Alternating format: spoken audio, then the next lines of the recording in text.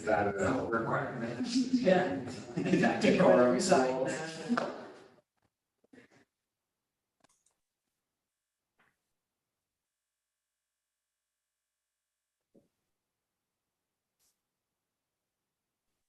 Oh, you put me as excused again. Oh, no, did I? Yeah. That's good. I keep attending these things. I said, You keep excusing me. sorry.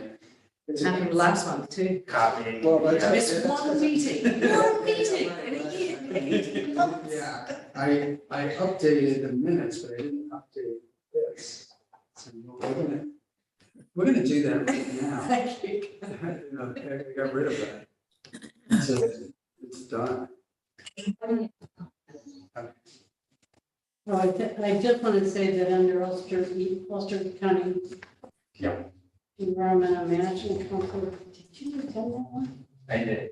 No, 'cause it says Julie in that one. Oh, well, I'm sorry. Again, that's copied from. Yeah. So it's, So we are live and recording, so. Oh, no, you guys gave an update on the round table. Because you weren't at the round table, were you? No. No, reinstate that, no, put that back. right, okay, I know. That'll pick up Right. somewhere else with yes, that. never mind. Yeah, we'll leave that, but that's okay. But, and then we'll put. Okay, I didn't see anything, Okay. so I'll just. Okay. Okay, so we can call the meeting to order at 6:07. And members Emily Hauser, Kevin McAvoy, and Helen Atkinson are in the room, and Ted Creasy, and Anita Collins is on Zoom because she's sick, and Julie Noble is here. Michelle Hirsch is not. No guests. Okay. Any modifications to the agenda? Okay, and review and approval of the September minutes.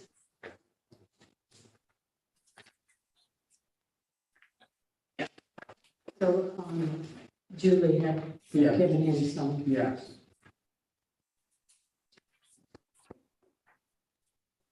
And we got Helen as being in attendance.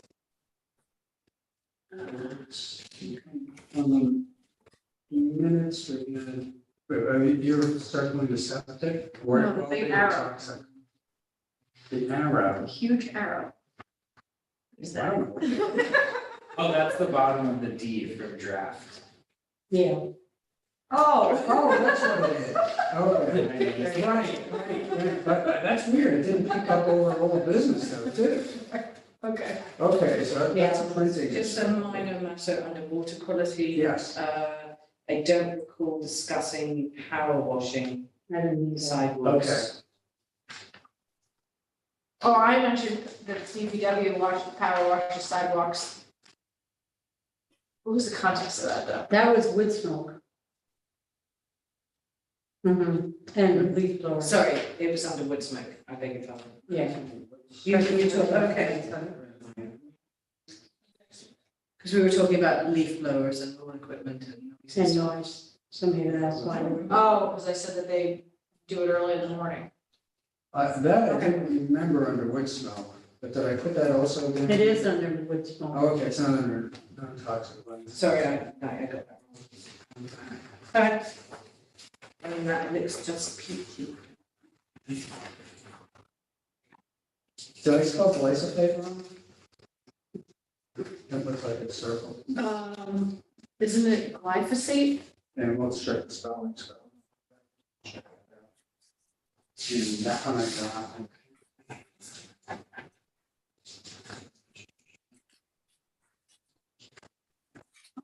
got. We did. And we're leaving the Zoom link in there I don't think you need to because it's not public. for this, for last month, but, but this one, maybe. Since Anita's there, I'm not sure. Yeah, but you can't go back there and get to the recording, can you? No. No, So maybe it on doesn't give you- YouTube, but it's- not on Zoom. It's very virtual. I mean, it's very ephemeral. So just leave all these Zooms out? Yes. Yeah. Okay, camera.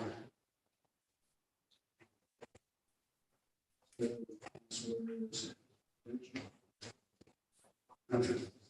We'll do that for this meeting.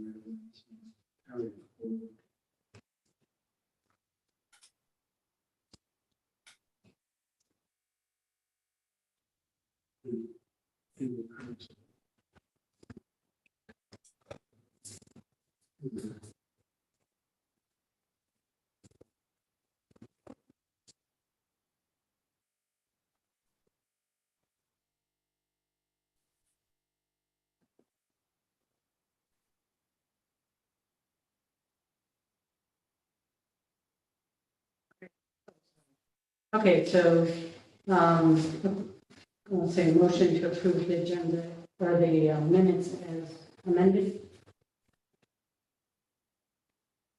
Okay, Motion. okay.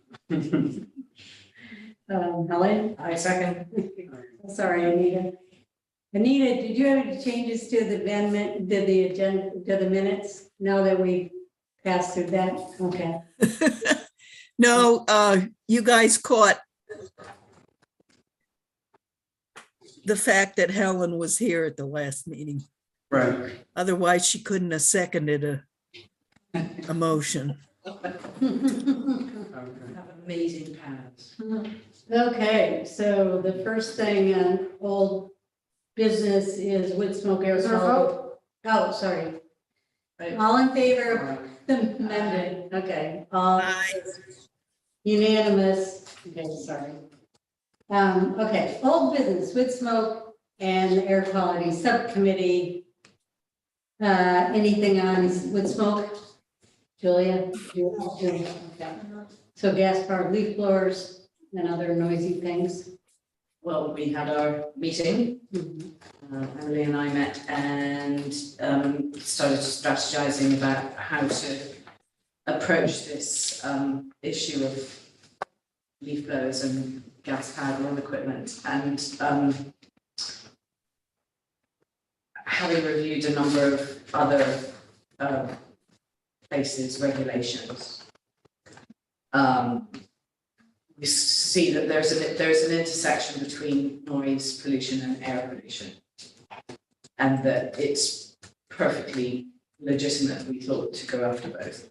That, you know, if something has, I think we were on the point of going, oh, well, is it air or is it noise? Which, you know, but it doesn't have to be one, I mean, obviously we have to craft something that legislate, you know, a suggested rule.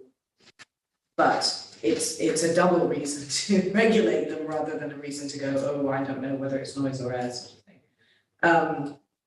But it seemed like, at least, I think I'm correct in saying what we thought was the most practicable approach was to go after the noise part of it, because there are already noise ordinances, and those are, so they're sort of more acceptable, it might be easier to implement. I did, and so there, and then there's this sweet spot between the noise that gas-powered lawnmowers and leaf blowers make. I just sent you that email this afternoon, Emily. I don't know if you saw it. So it's quite interesting actually. Rhinebeck has a noise ordinance that nothing can be over 70 decibels. Well, practically anything is over 70 decibels.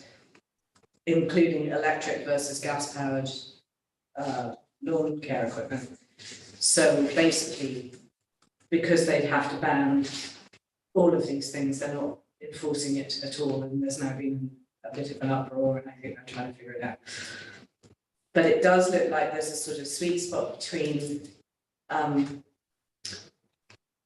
80 and 90 decibels, because most electric equipment is 75 to 80 range, and most of the gas powered is 85 to 95.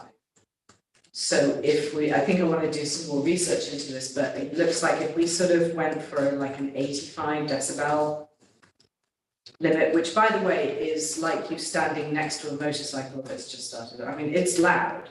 It's not unreasonable as a limit. That it feels to me like that might be the way to go, to have to have a noise ordinance of 80, limiting things to under 85 decibels, except for, obviously except for an emergency and blah, blah, blah. That seems to me to be, I think, and Emily seems to agree, would be the best approach. So not within any hours, just the flat, like, Well, then so that's the next question. So that, and again, the Rhinebeck one is flat, and that's it, but, again, it's turned out to be completely unenforceable. I think the problem I have with it is that, because of the municipal aspect, and that people are employed by the city to start at, what was it, you said, Julie, 7 o'clock in the morning? Yep, 6. 6 is the summer. And contractors work 7 to 7. Right. isn't that already kind of outside of the existing noise ordinance? Because I thought it starts at 8. They get a specific exemption Okay, at the moment. The wording is, this shall not apply if it's municipal law. okay. I mean, again, I think the key here is incremental, that we can have an end goal in mind. And we don't want to be too timid. But I think it would be worth trying leaving the municipal stuff as it is, because that's going to be a whole can of worms to open up, and instead make it an enforcement about, where we suggested earlier, narrowing the time that domestic, I think is the word, is the correct term, domestic use of lawn care equipment over 85 decibels. So either that we say, okay, no domestic lawn care equipment over 85 decibels at any time, or we say no domestic lawn care equipment over 85 decibels between the hours of blah, blah, blah. Because what that would mean is, and again, I really want your guys' help with sort of parsing this out and where you want to be with it, but so in theory, you could have a rule that would basically mean if you have an electric one, you can use it at any time. I don't know if we want that. I don't know if we want people using it, but who blows their leaves at 2 o'clock in the morning. So that so I don't think it's possible to have a situation where you've got a massive advantage. I don't know. So if you put it at 85, and make it hourly, restricted to a certain number of hours, then you would basically allow gas-powered leaf blowers, but only at a restricted time. And then you would have people using electric ones probably outside of those hours, and although it wouldn't be, they wouldn't be supposed to be using them at 2 o'clock in the morning, there would be some advantage to having electric equipment instead of gas equipment. Or we could just decide that we want to narrow the noise ordinance altogether. If we put it at 70 is way too low, but 75 or 80. It's by the way, it goes up exponentially. So there's actually a big difference between 80 and 90. It's a bit like earthquakes. But so we could either have it somewhere lower that was below electric powered lawn care equipment, and decide on the hours that all equipment would be used. But that doesn't address the thing that brought us to the table with this in the first place, was that we want to discourage the use of gas-powered equipment. So it would be a slight risk if you made the restrictions, if we tightened the hours and made them only apply to over a certain decibel, that basically gave a break to electric powered. We wouldn't have to specify that, I don't think. Yes, and just rely on the idea that people are not going to be out using it in, electric powered stuff in all hours. I don't know, sorry, I'm assuming, what do we think? so, Helen did a little bit more work after we met, because we'd also talked about other noise, like the generators for the film industry or anything else. And then the chainsaws and power saws and other power construction equipment. There's kind of landscaping, and then there's construction. And would we get into that? And then if you create a decibel level, is there an issue with like concerts, outdoor concerts and music, or, is that different? And So the Rhinebeck law has quite a nice sort of, it calls them domestic power equipment, including power tools, lawn and garden equipment, chainsaws, snow blowers, and snow plows when operated with a we could put generators in there as well, but I mean, I don't think it's difficult to make a sort of fairly comprehensive actual definition of what we're talking about. And for events, I know, because I've had to do it before, there's a process, you can apply for a permit. Yeah, you get it, Okay. so we definitely don't want to be fun police. Right. But, And then we also talked about asking whoever enforces the noise ordinance to come in and talk to us. yes, I thought. Maybe we need to do our homework and really understand. I mean, I think you understand it, but Well, would because it's it useless, help so to have them come in, or are we wasting their time for them to come in, whoever enforces it, so we can understand if it's an issue, or do they ever, what's the kind of everyday thing with that? So do you remember who enforces it? Sorry, I was going to double check on that because I'm not sure whether it's the police or the building. Zoning. Enforcement. Because I think in this article about Rhinebeck, it said it was the zoning. Yeah, there's reference to that too in Kingston too.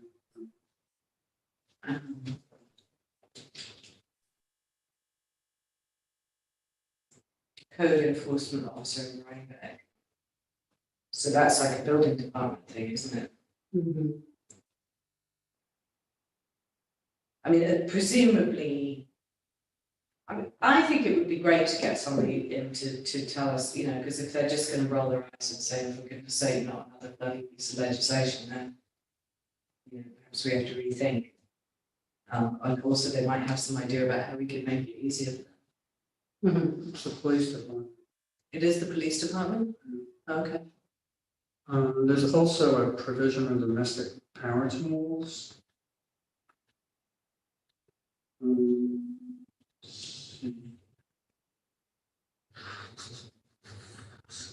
This section shall not apply to the use of domestic power tools, lawnmowers, and garden equipment between 8 AM and 8 PM on weekdays and 8 AM, 8 PM on weekends and legal holidays. That sounds redundant, doesn't it? And snow blowers between 6 AM and 10 PM, provided they produce less than 90 decibels. Right, that's so loud. That's Yeah. like Yeah. anything over 85 So that's where they're is at. damages is your 90. hearing. Yeah, so we want to make it, but 85 is what I started putting in the minutes, but Yeah. we think 80 is better. 80 would be So better. these are minor tweaks to this provision, then really, just the decibel Well, level. yeah, I mean, what I suggested, if you remember a couple of months ago, Yeah. was that we tightened the hours. And then we got into the whole thing about whether it should apply to the municipal use of these pieces of equipment or not. So. Also covers other domestic power tools such as there's a separate provision, Right. kind of redundant there too, but whatever. powered saws, drills, sanders, grinders, lawn and garden tools, or similar used outdoor devices. It's interesting that nobody seems to mention 8 p.m. generators. and 8 a.m. To say, They've reversed the, oh, right. yeah, I mean, it says the same thing, but backwards. Right. Really? And snow removal devices between 10 p.m. and 6, yeah, 6 p.m. 6 a.m. Well, because the first one's an exception and the other one's a permission. Yeah, right. No, I see. Right. Okay. Well, it sounds like it wouldn't be a bad idea to rewrite the whole thing. Yeah, so that, yeah, why don't we do that and call them and ask the police department if they have an issue. And I don't know if we need to bring them in or should we meet with them or? What do you think? Seems like it'd be good to invite them to something. Or I don't know, what do you think, Jim? What are you wanting to know from them? Like, what, do they ever have complaints? What kind of How do they complaints? enforce the current rules? How do they enforce it? And how do they feel about a stricter set of rules? I would be clear with what you're proposing if you're gonna bring someone in. Of course, yeah. If you're trying to just get information to inform what you're going to do, I would call Right, okay, them. And coming in means somebody gets paid a couple hours overtime. I know, right, that's, so maybe we could just, yeah, it sounds like we need to really go with a fine tooth comb through the current noise ordinance. Yeah, it has other emergency signal devices such as fire, burglar, civil defense alarms, sirens, whistles, and now it sounds like you're, I don't know, sirens, whistles. Yeah, but that, yeah, That sounds like emergency services. Yeah, so the other thing is, do we have a like the equivalent of a 511 service here that they have in the city where it's not emergencies, but you can make a complaint about? Yes. Yes, we do. Is it 511? Yes. Yeah, Is it 411? Or no, that's directory, 311? or it used to be. 311 is New York City. I don't remember. But 511 Swift, is Swift. 511 is the complaint line. How do you know where it goes?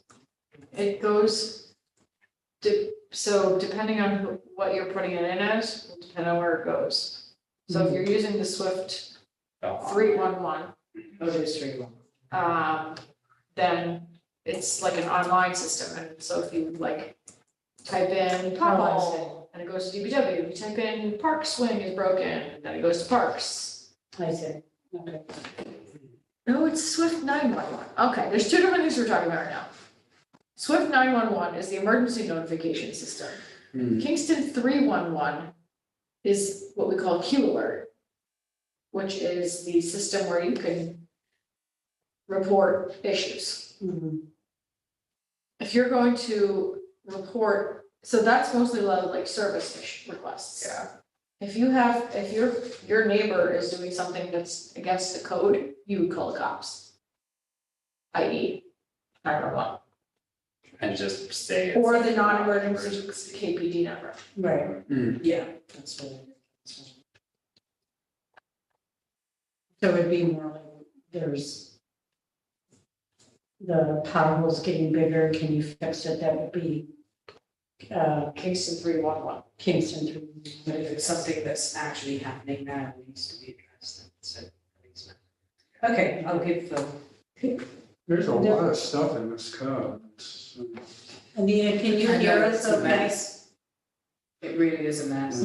Explosives and firearms? Anita, can you hear us? Oh, yeah, Okay, okay. He's muted. all right. I'm catching most of it. Okay. There's a couple of words I missed, but I was reading from the code. and- yeah, I got that. All right, so it sounds like our next step is to kind of go through the code in a fine tooth comb and call. And also Julie pointed out that NISAC has resources for a lot of different codes and there were several on leaf blowers in general.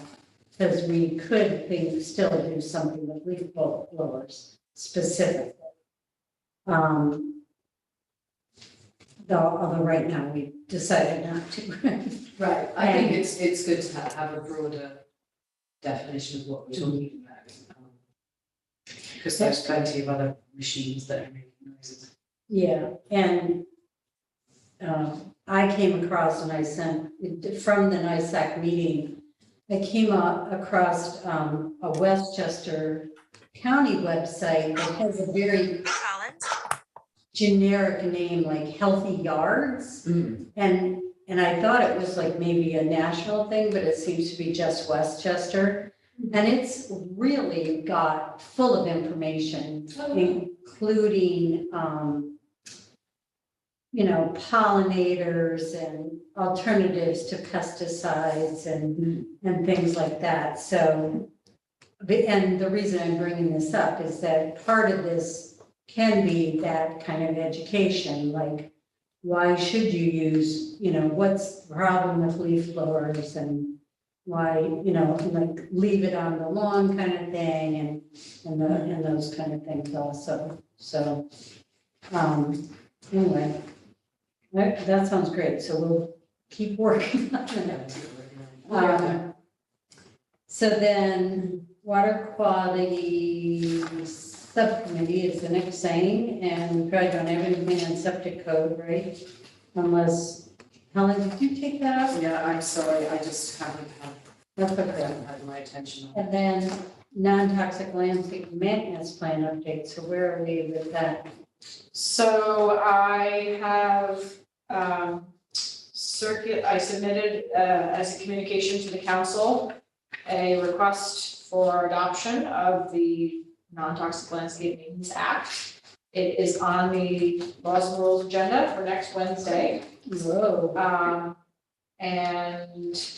Since our last meeting, I did send around, or I did hyperlink in the document the NOFA standards and the USDA National Organic Program, and we added in text about a non-compliance fee. So I will be discussing this at that point at the meeting. I haven't heard from anyone, although there was a communication. There have been communications going back and forth between my department and legislator Bill Erner, who is aware of us moving this forward and has some concerns about things like ticks, why it would be exempt, and poison ivy, and why it would be exempt, and had questions about the establishment of this, to which we said we got this from the county, of which he represents. Right. So, we'll see.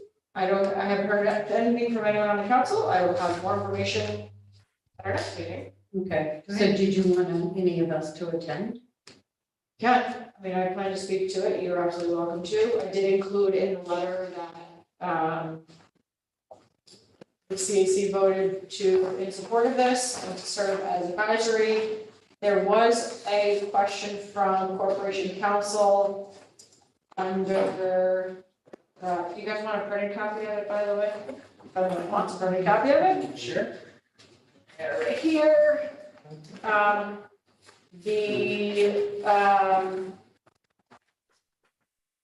There was a question by Corp Council about section. There's two there. 8.3, which is on page 5, about the CAC having the authority to extend a mayoral waiver.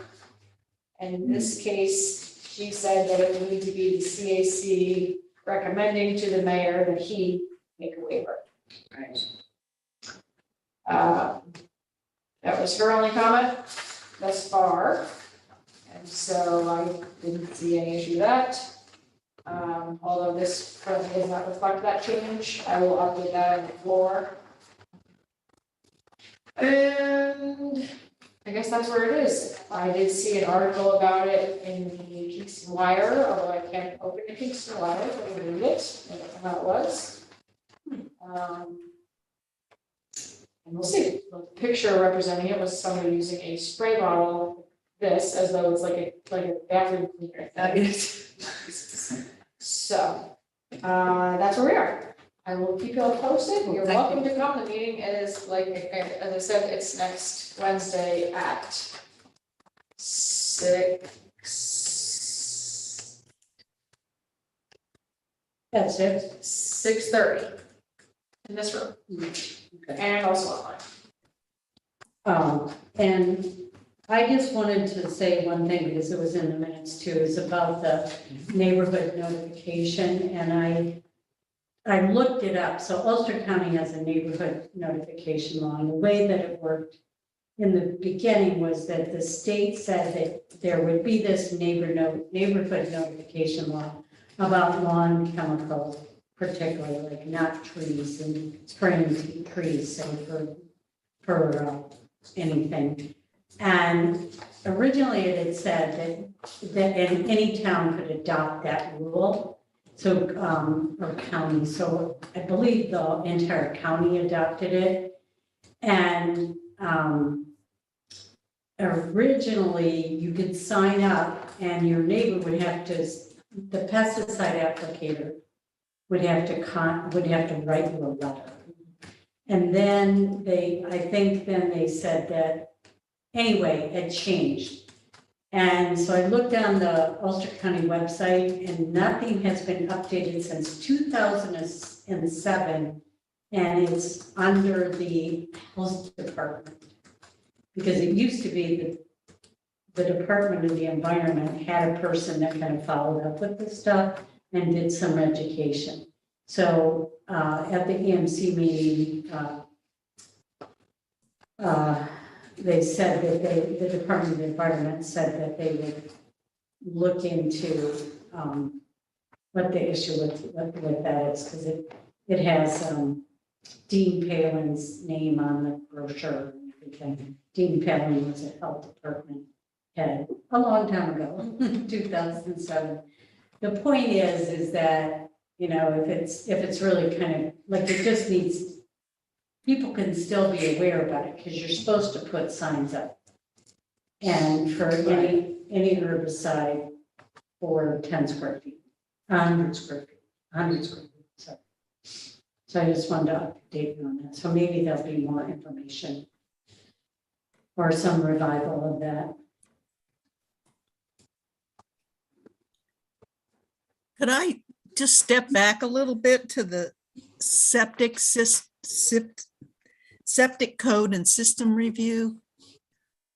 I got an email today, I assume Kevin and Ted did also, from the Lula people with one of those matrices showing where our codes are. I didn't read it. I haven't been able to read it yet either. The print's too small. But we could probably share that with Emily and Helen and Julie. Oh, okay. So I'll send it on to you three. Resend it to me too, because I don't see it. And you, Kevin? Okay. I don't see it here. Maybe it went to Kingston Land Trust, I don't know. I don't see it in the spam, I don't see it in the regular. And so is it all our codes? It's a project they're having some of their law students do. And they can be specific for certain aspects of the code. And they also volunteered to send us one once we get the new form-based codes in place. And it points out where certain issues are raised in the code. Okay, yeah, send that to us. I will. I'll forward it as soon as we're done.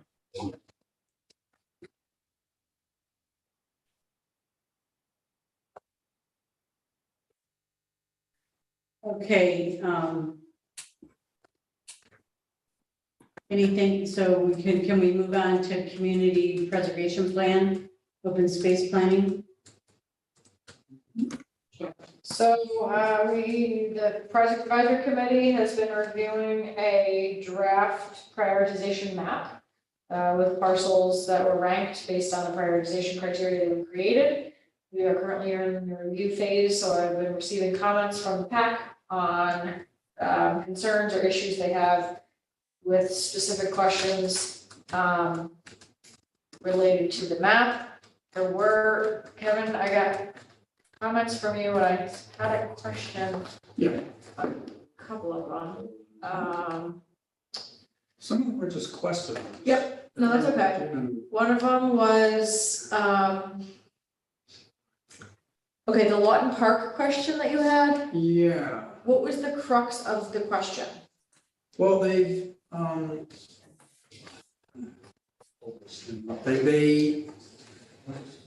did it, I wasn't sure if they were consistent with the different parcels, Okay, and they didn't seem to grasp, they were giving, I got this from the spreadsheet, not from the mapping. okay, They gave points for being near the,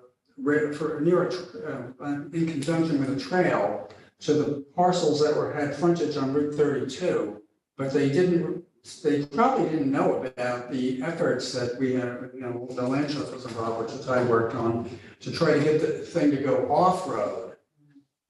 okay, so how would that be reflected in the main? Those parcels should probably get, trail points. Whether they want to keep the road frontage ones, that's somebody else's call. But definitely the off-road, it really could conceivably be used to purchase an easement to run the rail trail off-road Okay, from Condi Street all the way over to South Wall. And we have feasibility study for that. Barton with Judas did that. I worked on Tim Wiedemann and Jennifer Schwartz, Berkey O'Donnell. okay, A pre-feasibility study, a rough up, and then Barton took it over from there, but I think they had a little sign on it. Don't quote me on that. the second one I had Yeah. need some clarification on was the Mount Zion one. You said Mount Zion Cemetery is above average, and then you talked Yeah, about vernal pool. that's okay, but then, when did last year, I was over there, and in April, just doing a routine look-see as to what's going on, see if they down trees or what have you. And I looked down, and I said, oh my God, there's a vernal pool. Hmm. So, but if that isn't mapped, how am I going to?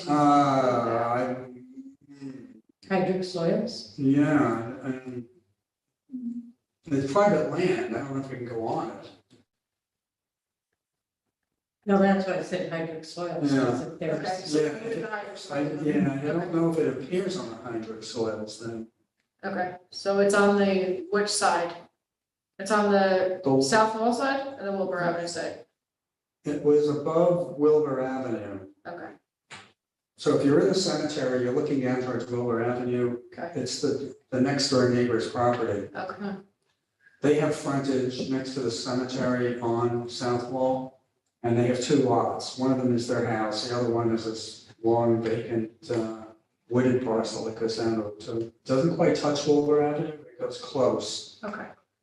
And then the last one was small pocket parks, should these be included as parks? Did Yeah. you have something specific in mind? I wasn't sure, like, we have like, the one across the street from me, I think it has the old ward number from like the 19th century or something, was it Ward 4 Park at some point, and now it's Ward 8 Park? Where's Do that? you know the one I mean, at Ulster Community Action? it's part of their land that, Well, I'm not sure, it looks like it is, but I remember Alderperson Senior going down there maintaining it. oh, but it's claiming right it was near the that. city. I It's right there. don't want to rely on Alderperson Senior, but he's gone, but, and then. Well, it should be on the parcel map. Some of these aren't, like the I see. Delaware Parklet, that's another one.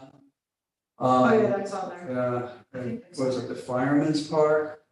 There was that one. Then there's one There's a bunch of, one over by where, not far from, well, more closer to where Lorraine Farina is. Oh, that triangle. Oh, the triangle with the, Yeah, but these little World. things that, and World. then there was the former policeman's park, which may be gone completely. no, it's, Oh, Yeah. all right, well, and I didn't, oh, no, that's 587. Yeah, that's gone. yeah, that's what I thought. I had to take Ron Wood's book out to go through these, and then I saw most of them aren't in Ron Wood's book, and I'm like, Yeah, that's why I didn't give a list. I was looking for the definitive list from Ron Woods, and it wasn't there. Okay. He was a person who wrote a book, Kingston's Magnificent City Parks. Oh. which- yeah, it's in yeah, this yeah, book. it's- Yeah. Oh, okay, those are the questions that I had. Ted, I got your comments, got other folks' comments. Now we're just kind of working through them. And that's the update. Okay. Okay, so then the next thing is Kingston Ford citywide rezoning. So we, Kevin and I, with a little bit of help from other people, including Anita, got our comments in on, I think it was October 1st. And then as soon as we sent it in, we got a reply that said that I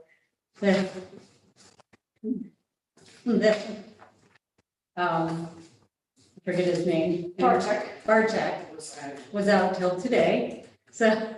But he immediately acknowledged. So anyway, so then I took advantage and added one thing this morning, so I just want to make sure you know that, and that was that I forgot to mention that there's nothing that they've done for small streams, either named or unnamed. Anyway, and so I added that today. Maybe they can't, but hopefully they would address it and say, we can't or whatever, and made some suggestions. So, and then I still brought up for the comments, well, you all have copies, but I would say we brought up the terminology of open space. I suggested maybe another term like green space. And we felt they were really going into extreme detail for bees and chickens. And wasn't sure why. What else? So. Yeah, I think with that, we had just suggested they go back and take a look at Jennifer's reports, Jennifer Schwartzberg and Donald's ag reports. And they pluck chickens out of it. Yeah, And we were like, do we really want to go in the chicken plucking direction? and it's not consistent with the code. Well, we have an animal code, so yeah, we were like, do we want to get into like what you've been going through with the noise? Right, yeah. one of these. And that, yeah, and that was the other thing, we were waiting on that Friday to get the citation for the code for nuisance plants or weeds or whatever, Yeah. because also there was some, we wanted to make sure they knew about that one. And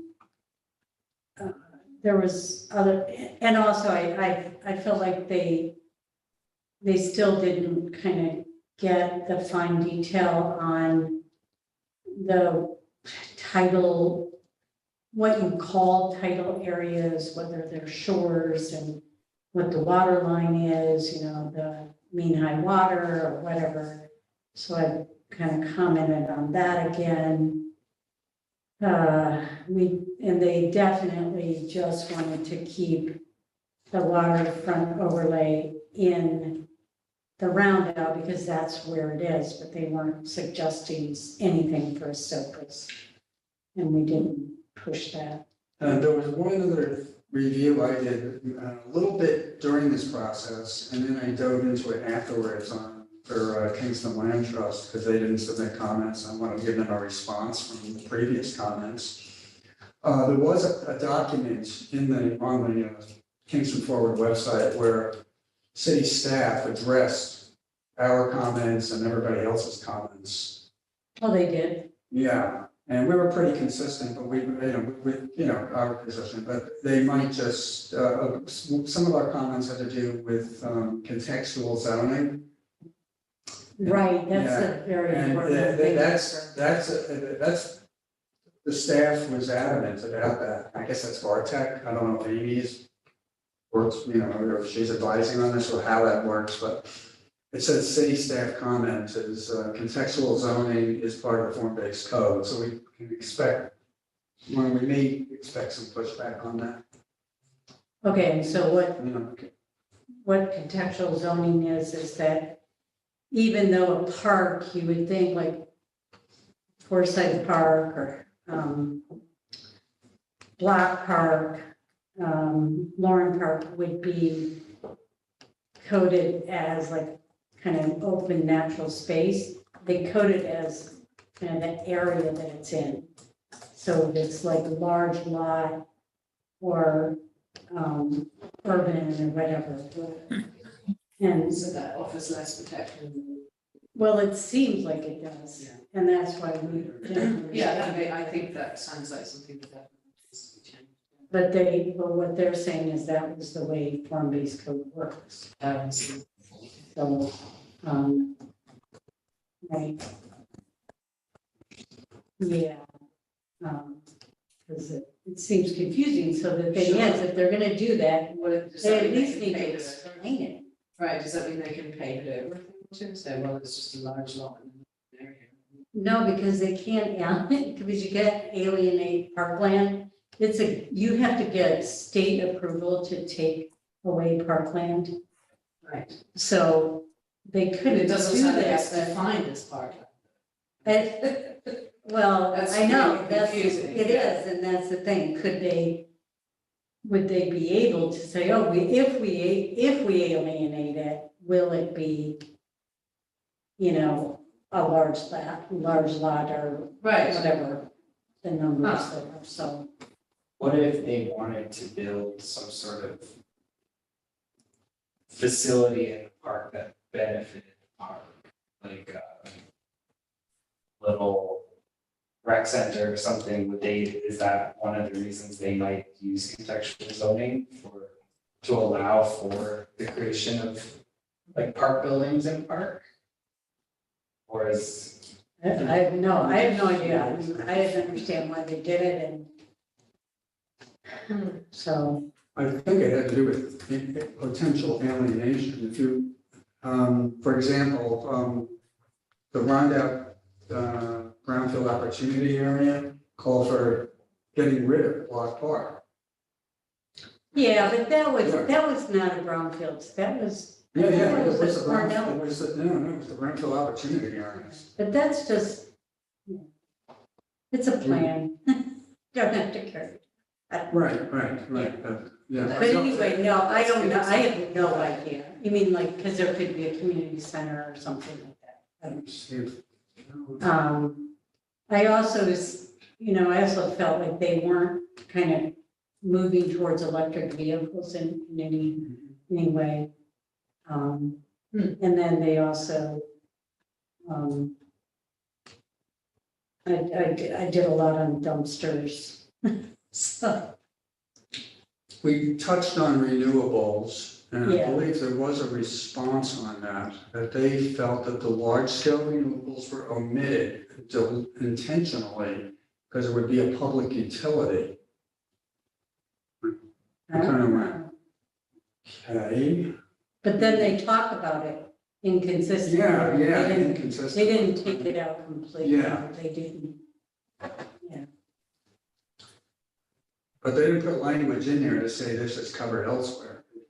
Right, yeah, so that, there's. Yeah,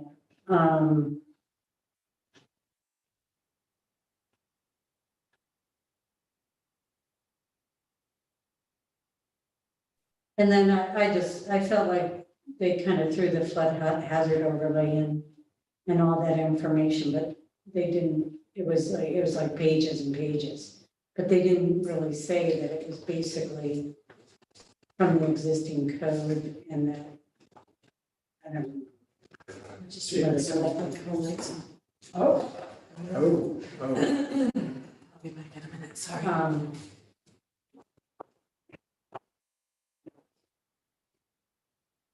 and with the parks, what they said, the parks are permitted in every transect. Yeah, let's do.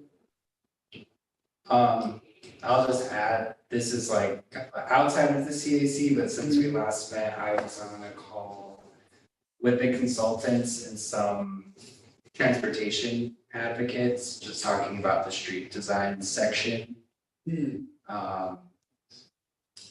Because the Complete Streets Advisory Committee's most recent comment was that they felt that the word standards was too strong and they wanted it really clear that they're guidelines. And I was advocating for actually strengthening that section. So yeah, we had a nice call with the consultants and it was more like, it seemed like that chapter was kind of thrown in, kind of boilerplate from other things and like, it wasn't clear what the process would be as far as approvals and everything for street design, so they may make it more clear. But it was like, Tanya Garment was leading it and some other people, Anthony Tampone. Oh, wait, I think I was on that. Yeah, I think you were. Yeah. Heaven, boy. Deja vu. Yeah, right. But I felt like it was a good conversation, like they really listened. Oh, yeah, because their comments from that were in the document, the city staff comments were like minimal on that. So I think it was important to bring it to attention. Kevin, Yes. the information that's on Engage Kingston, is that from commenting on the first? Yeah, the July comments, yeah. So if we had read them, we might been able I to did have read gotten some some. of them. I did but I read didn't, some of so- them. I didn't read all of them. We didn't have time. Right, We were trying to get this done by Friday at 5 o'clock and we barely did it. Yeah, And if we knew that we had till October 11th, we could have. So I did this over the weekend after okay, that. but it's a good thing to read it to kind of understand the reasoning behind certain things. Yeah, well, the worst that's gonna happen, most of it is okay. There'll be a couple of things where we might have pushback and Yeah. we know what the pushback will be. So And it doesn't hurt to resubmit it either. If we disagree, it doesn't hurt to resubmit it Right, and let them. so and then What? the next step is that it's supposed to come out in November, in 1 month. That's what I thought. So there's no more. I don't know if there's a comment on the final draft. I came across one last thing that was a little confusing to me. And had to do, it was in Article 9 supplemental to the form-based code, start of construction. And it goes on about 180 days from the issuance of a permit, blah, blah, blah, blah, blah. Okay, that's all, like whatever it is. Permitting construction does not include land preparation, such as clearing, excavation, grading, or filling, or the installation of street sidewalks, walkways, footings, piers, foundations, and a whole slew of other things. The question is, do you need a permit for that? Do you have to go through the permitting process for that? My case in point is the quarry on Wilbur Avenue, where the guy just came in and started clear cutting without any permits. He was in violation. Yeah, but he was claiming, his claim was that it was a triple R zoning and it was permitted on, a single family house. He didn't need to go through an environmental review process or go to Sue Cahill or Kyle for planning review. Yeah, So what, did you comment on that? I could if you, a little late, but I could. Yeah, and my draft was, please make sure that this provision and the definition cannot be construed to allow land preparation, et cetera, and so forth.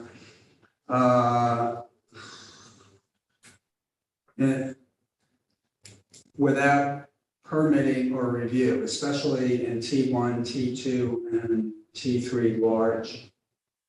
So I think that's Well, where. I think you can write it and I'll send it in, that's fine, I think we, All right, well, I had it drafted, yeah, and I can try to do it tomorrow. Since Hey, thank you two for putting so much effort into those comments. Thank you very much. You're welcome. Anything else on that? So, Oh, and one question, it's back to the community preservation one. You submitted comments on that? No, just, wait, who did? Me, Ted, from here? From here, yeah. Just the two, Yes. okay. Did you see my comment about the land near your house along 9W? mhm. I just was wondering, I think I did. yeah, we can talk about it in that meeting. We don't have to. Yeah, because, but I want to talk about, because there was a road there that was like, that's not a road. Yeah, it's a driveway. So, okay. And next, city plan review. Anything on Flatbush? No, but I finally got hold of John Schulteis this afternoon after 3 months of trying. Good. That's good. But you know, predictably, the reason he hadn't responded to me was that there's nothing to say. But he did say that, so first of all, he's going to include me with the committee that's overseeing it.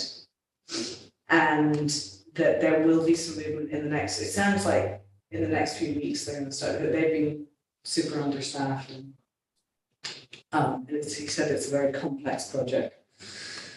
So they're going to start on Vauxhall, Yeah, Flatbush?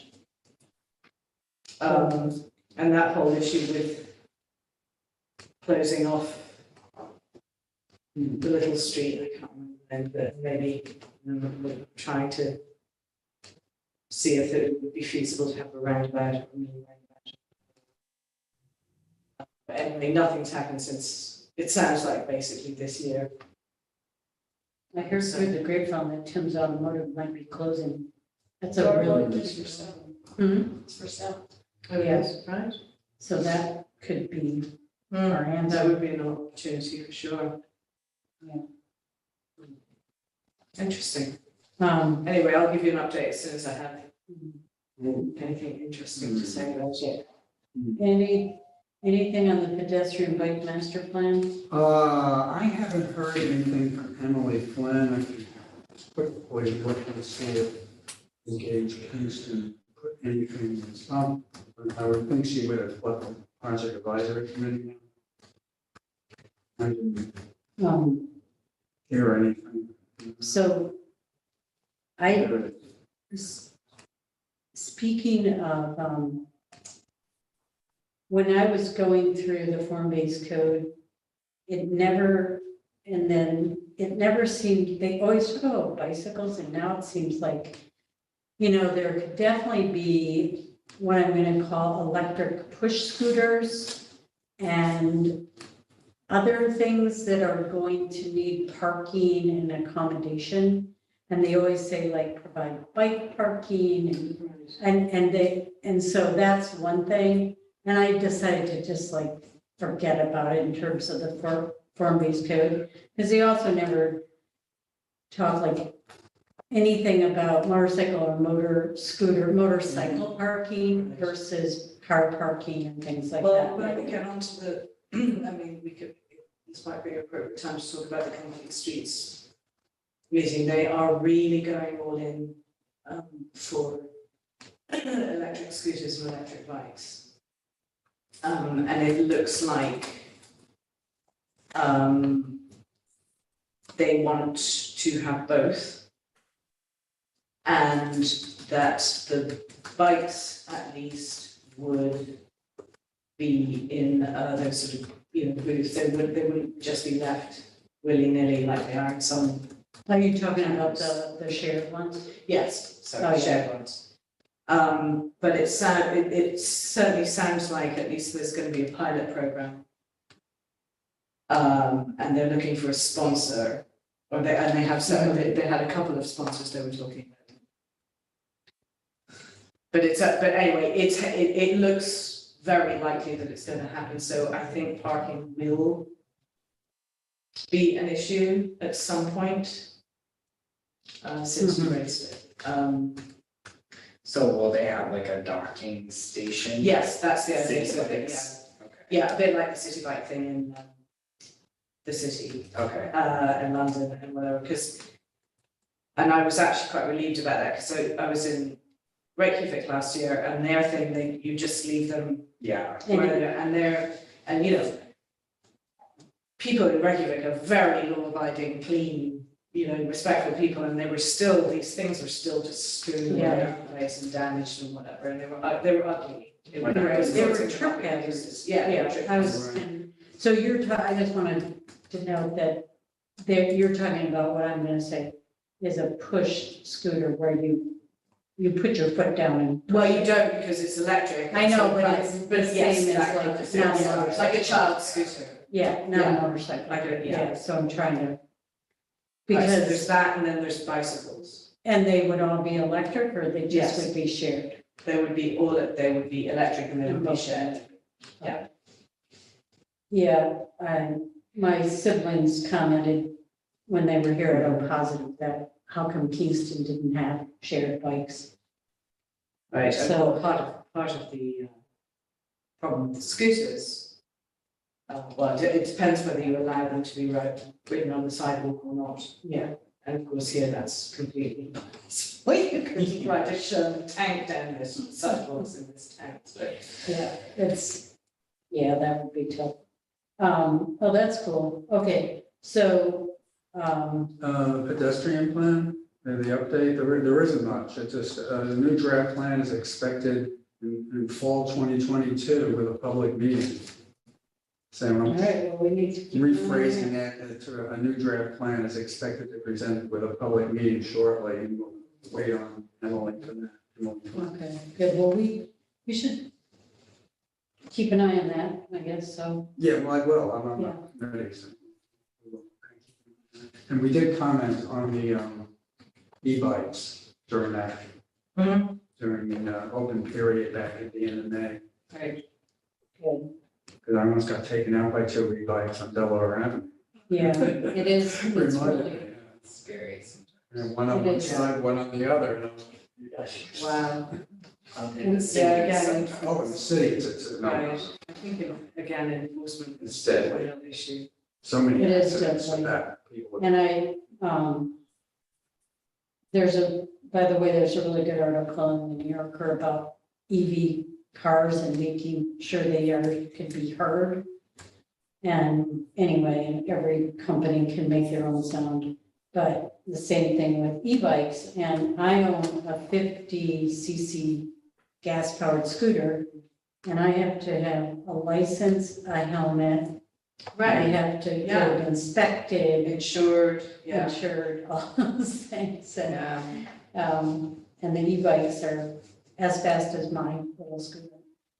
I thought they had a speed limit on them. Well, they do, and there is a lot of complication in that, and there's some, like in certain towns, there's all kinds of, it's very complicated, and and towns can adopt something that goes over the state, because the idea is like, where you want an e-bike really is where, you know, there's a lot of hills. Yeah. But if the speed limit is over a certain amount, you're actually not supposed to have an e-bike on them. But a town can Oh, I over, see. and so it's so complicated, I couldn't explain it, but Right. the point is like if you live in a really hilly or, you know, especially rural area, where the speed limit is over 40, that's where you would, more people would ride bikes. Yeah, sure. If they had a little power. Okay. So But anyway, for better or worse, like. that's good to know. Thank you for reporting on that. So the Environmental Bond Act, I think you're doing a resolution. Okay, go ahead. Yep, so I submitted a communication to council this month and with a resolution attached. It will be on next week's laws and rules meeting, the same night as the toxic landscape maintenance plan, and it is a resolution in support of the bond act. So this would put the city on record for being in support of it. Yeah, so we're not asking them to do that, Julie did. And right as we speak, there's a talk on it with the women voters and environmental action tonight, right now. And there's a resolution, and there was a lot of, there was quite a bit of, well, Kevin, Julie, and I went to the Waterfront Resilient Network, or Waterfront Flooding Resilience Network. And we got a whole talk on that also. And then it was covered a lot in the NICEAG conference. And one of the things that everyone can be aware of is that you have to turn your ballot over to vote. Right. To vote on that, and that's a statewide thing. So they're trying to do a lot of education on that. And it seems like there'll be funds for a lot of things. It seems really important. And I guess we could also send a letter of support in if we wanted to. As opposed to the city of Kingston. Send a letter supporting to go. Where is this going? It is putting the city on record. I don't know who it's going to. Because there's a whole campaign Yeah, and that we could sign on to. the city is part of that. The city is part of the Oh, coalition. you are? Yeah. Okay. Does this happen annually, or did it fail a year or two ago? Because I feel like I've been involved in advocacy around this, Yes. like in the It's past. just the same one, again. Okay, It didn't make it. I don't know if it failed or it made it, but then because of COVID, it didn't happen. But this is like a redo of what was supposed to happen in like 2020, I think. yeah, because when I was at the Kingston Land Trust, I remember, Yes. It's the same one, yeah, but it's more money. okay, cool. And it doesn't happen every year. It happens occasionally. I mean, there have been other environmental bond deals, but no. It's not a routine thing, it's a lot. Okay, so we don't need to take any action, but to educate ourselves and people. Right. Yeah. And remember to turn the ballot over. So this will be on November 8th. Yeah. Mhm. And there might be some, I don't know, you gotta turn the ballot over, it's on the back. I'm not gonna say if there's anything else on the back, because there could be in certain items.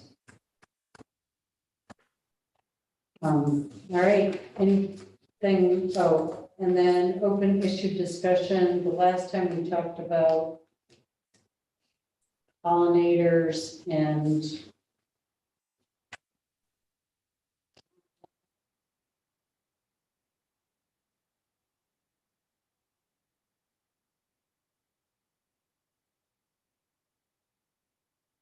pesticides and herbicide use in proximity to water bodies.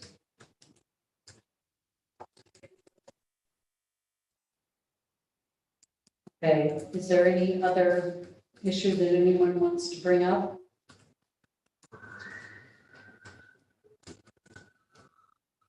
I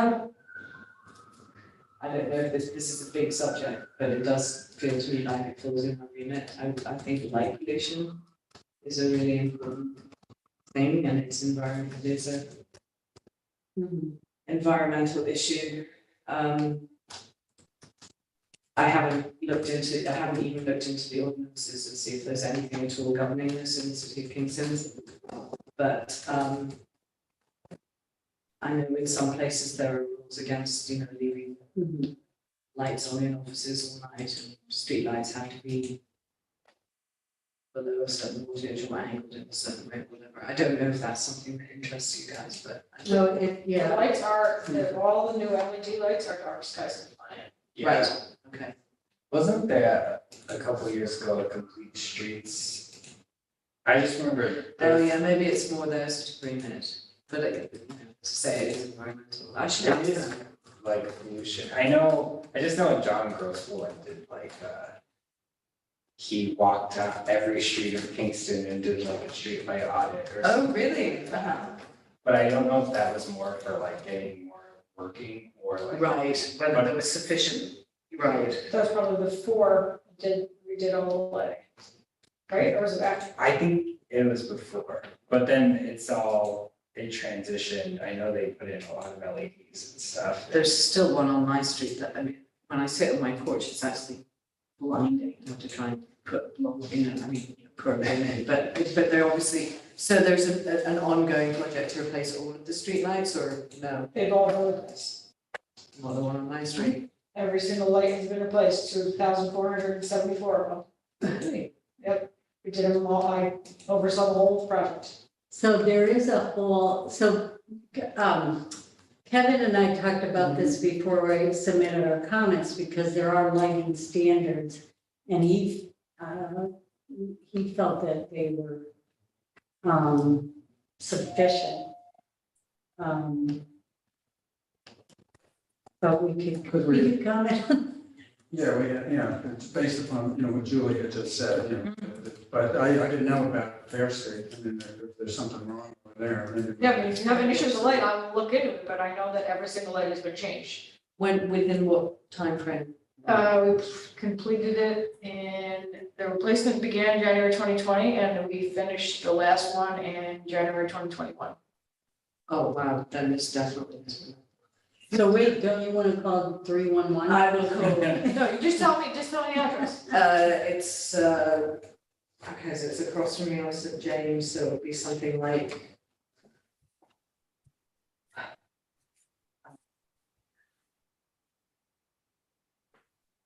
Aaron Street, St. James. It's on St. James, I'm trying to think, it's the. Actor. I'll look it up, Julia.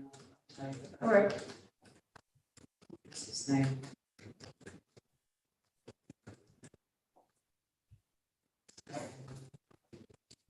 And you're saying that the light is brighter than you want it to be, or you think it's still? It looks like an old, like a super bright old sodium light. Okay, then it might not be a city light, but I'll take a look at it.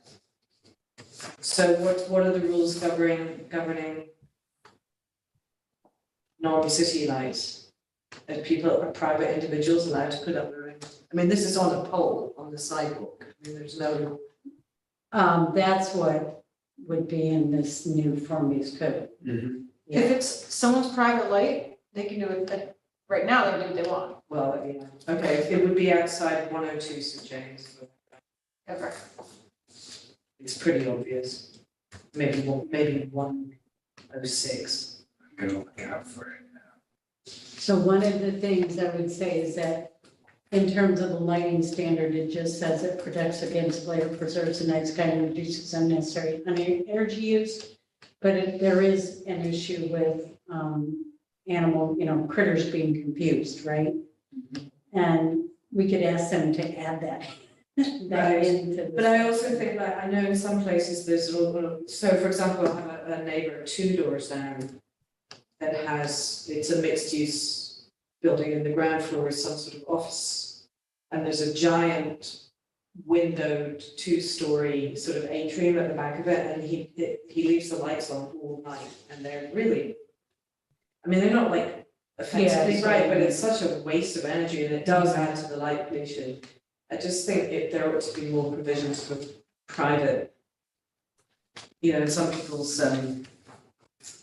security lights are just ridiculous and go off every time you walk, you're walking down a public sidewalk and you set these things off.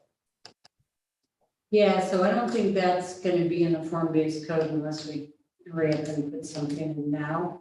Because you're right, it's not about like people leaving their lights on or office buildings leaving their lights on or anything like that. I don't know if we can. Well, it sounds like something that we might want to look into as a council. Yeah, but yeah, because I guess if it's going in the form-based code as lighting standards, that's different than. Right, I'm not sure I'm not sure the form-based code is the best Yeah, forum or Okay. instrument for addressing this problem. But I would like, if it's okay with you guys, I'll do some research into what other people are doing. okay. You said it's St. James and Fair? Yeah. And it's between Fair and Is it that shop? Pine, not Pine. Where's Fair? It's not here. So it's, This is St. yeah, James. it's between Fair and St. James, so it's This this. one right here? Yeah. Is it like a shop? Oh, look, it says no number. Where that? Oh my God, if you could fix that, Lisa. I think that place might be for sale, or was. Which one? There's a shop on that block, like a workshop. Oh, A Bunch, really? He only just got there. Maybe it is now. Andrew? Yeah. A Bunch. That's better. That's better, yeah. That's Betta's place, yeah. I saw it on Zillow recently. All right, well, I will look into it. Thank you. Oh, and then the. Is this like small town corruption? Go straight to you. The, Good, excellent. the only other, I guess, I don't know for the open issue discussion is whether or not, but, I attended some NISAC things about bringing students in. And, one of the things is that we can have, I think, 2 students on this conservation advisory council, and we haven't had any luck on that, and I don't know if we should try harder or how we can make it more attractive to the students. I wouldn't say we haven't had any luck. We had students for a long time. Yeah, We just haven't had any As part of the students committee. recently. right. Recently, we have not had any luck. As part of the committees or just observers? No, they're members. Members. Yeah. Oh, wow. Yeah, 2 people can be, two students, right? So, yeah, so I feel like we need to have a good pitch. And where I tried to go through, from top down at the high school, and it never kind of got past, I think, the guidance counselors, as opposed to kind of going bottom up or to the environmental club. So, but I also want to feel like, give them, have something interesting for them to do. So that would be the other, Yeah. besides just getting, Well, I would Yeah. imagine that some, I don't want to generalize about the younger generation, but they do seem very interested in environmental issues. So if we, sort of offered them like a research project, like a light pollution, how do we reduce light pollution in Kingston, what are other people doing, et cetera, et cetera. I mean, that's almost like a high school project. right. That's a good idea, because so the idea would be hopefully to either, get someone in a junior year, say, because we have 3-year terms. But to get someone in sophomore or junior year that would stay for more than a year, and if they went locally, they could still, still stay. Mhm. And they're supposed to be city residents. And Julie, do you have any suggestions? No, but I do think we should fill the vacancies, because according to open meetings law, we technically need to have 5 people just to have quorum, and that's everybody. Okay, yeah, I wonder if any of the Y farm kids might be interested. I mean, I know they're more busy, probably busier than the average teenager, but It's probably better, if you they're, want something done, ask a busy person. Mhm. they're interested in urban agriculture at least. What about, do we know any science teachers at the high school? I've gone in and done presentations for the ecology class. I could reach out to them, because the ecology class is mostly like people that are taking ecology to get out of doing something else. But that teacher also does an after-school environmental club, so Oh, cool. I'll, In my day, it was religious studies. It's earth science for us. I wonder if there's any like more kind of social studies or like civics work too, just with understanding how, Government. yeah, resolutions work. I don't think any 17-year-old should have that dismal knowledge. yeah, I'll mention it to her to share with her colleagues. Yeah, and then, do you know anyone at Ulster? Don't. That would be a cold call. I wouldn't know who to reach out to. Right. That might be a little more tricky also with the residency requirement. Yeah, right. Right. At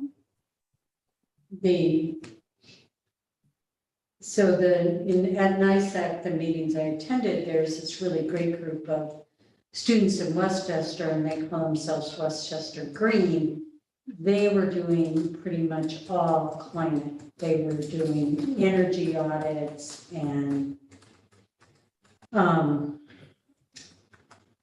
other kind of effects like that, Right.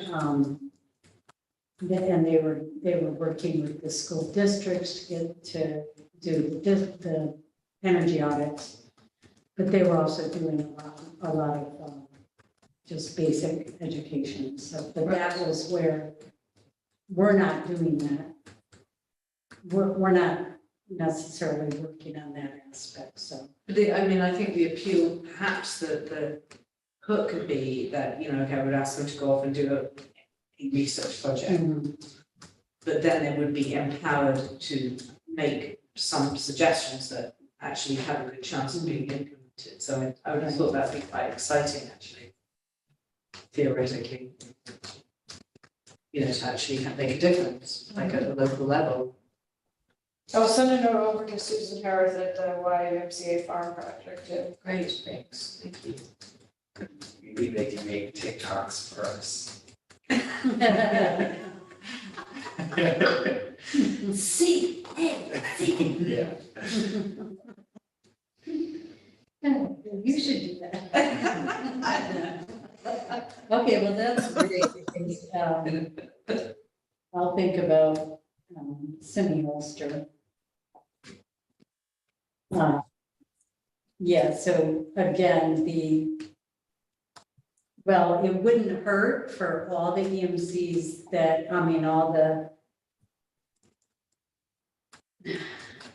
all the towns who feed into Kingston, they could all use students. Yep. So it doesn't have, you could pitch it as Hurley and Woodstock. And Esopus, right, town of Ulster. Are there private high schools in Kingston? Is there a private high school? Kids go to Mount Academy. Oh, okay. Yeah, I don't know, do any kids at the Mount live in Kingston anymore? Because they live at the Mount, that's the issue. That is, Their families would. yeah, Where is that? I've never heard of it. the Mount, it's Mount St. Alphonsus on 9W, it's called the Mount now, it's like right past the Apple Bin on the left when you go towards Kingston. Towards And they, pardon? PQC. What did I say? I'm sorry. Yeah, going south on 9W to Poughkeepsie, and it used to be called Mount St. Alphonsus. They took it over, so they have a whole high school, and I didn't realize that was a high school. they have boarders, plus they have the students that live at the local at Maple Ridge and It's a bird off, And, yes, a bird off. It's a bird off. but you don't have to be part of the bird off committee to attend. Okay. But they do have borders from other border house further away, like Pennsylvania. And they actually have really good teams, so if you ever read the sports page, they'll say the Bruderhof is beating so-and-so in soccer. The Mountains, Every Yeah. sport. yeah, they're doing very well with sports. Yeah. And anyway, so the only ones from the Mount would be if they lived on East Chester Street, I think, Westchester.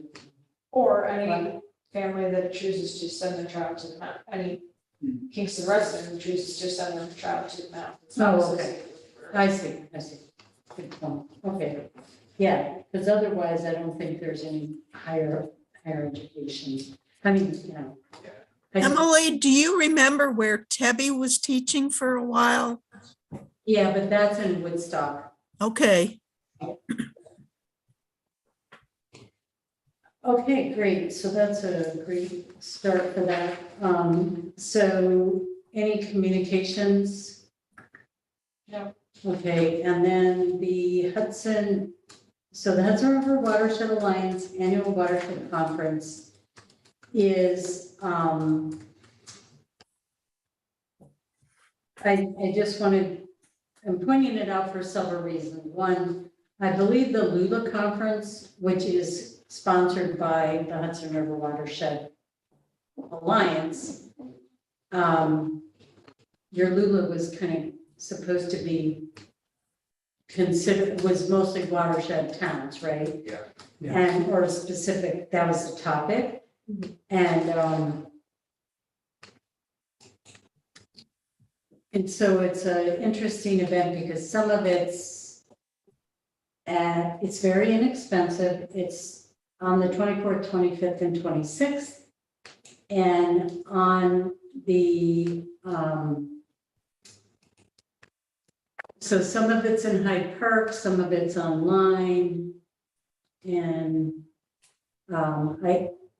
I wanted to, well, Julie, Kevin, and I are already invited to this, but there is a meeting on Wednesday at 12 to 4 at the Maritime Museum. And it's free, but it's part of the Alliance, and it's to go over I think they're calling it a strategy for the Flooding Resilience Network, which is a group of communities that are dealing with sea level rise. And so Kingston's always been involved with this, and there's Piermont, and so anyway, if you want to kind of if you have time during the day to attend and you just want to understand more about the issues of that, it's free, so I suggest you attend. And anyway, any questions on that? I think there's two other sessions. One of them's on Yeah. Zoom on Monday, and the other one is in Hyde Park on Tuesday. Tuesday. I don't think I can do the Hyde Park, but I can do the Zoom marathon. Yeah, I signed up for the Hyde Park one. Okay, you'll cover that one. If I We'll can. cover it all So it is on Wednesday. climate change, impacts on water, and lots and lots. And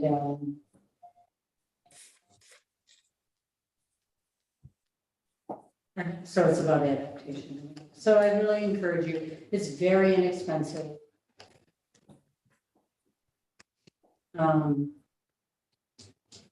Okay, and we wanted to give you guys, all of us, a chance to report out on NISAC and Lula, anything that you really thought was interesting or anything. So I did attend NISAC off and on. Julie was there. Yeah, so, I mean, Julie's an officer, right, in NISAC, so. The vice president? It was a good conference, it was well attended. 355 people registered, but it seemed as though about 120 people actually attended it at any given time. We had panels on Grants Gateway and water resources and energy, and environmental justice, open space, flooding, all related to the Bond Act. And it was great. All of the presentations are getting posted online, so you'll be able to get a chance to see those if you can attend. All the videos were recorded. And we had a great plenary session with Basil Sagos, who's the commissioner of the DEC, and Ned Sullivan, who's the president of the city of Hudson, and Julie Ty, who's with New York League of Conservation Voters, and Marina O'Donnell, who's the New York Conference of Operating Engineers. And it was great. Actually, the debrief meeting on it tomorrow. I'm not sure if we'll use this platform again, but it was our second year using it. We did what we could. I will say that I've gone to every NISAC conference since 2001. And to get more than 100 people is substantial. To get 300 and some to register, even if they don't come, means that they're hearing about NISAC and they're understanding it, and it's more than we would get in person. So, yeah.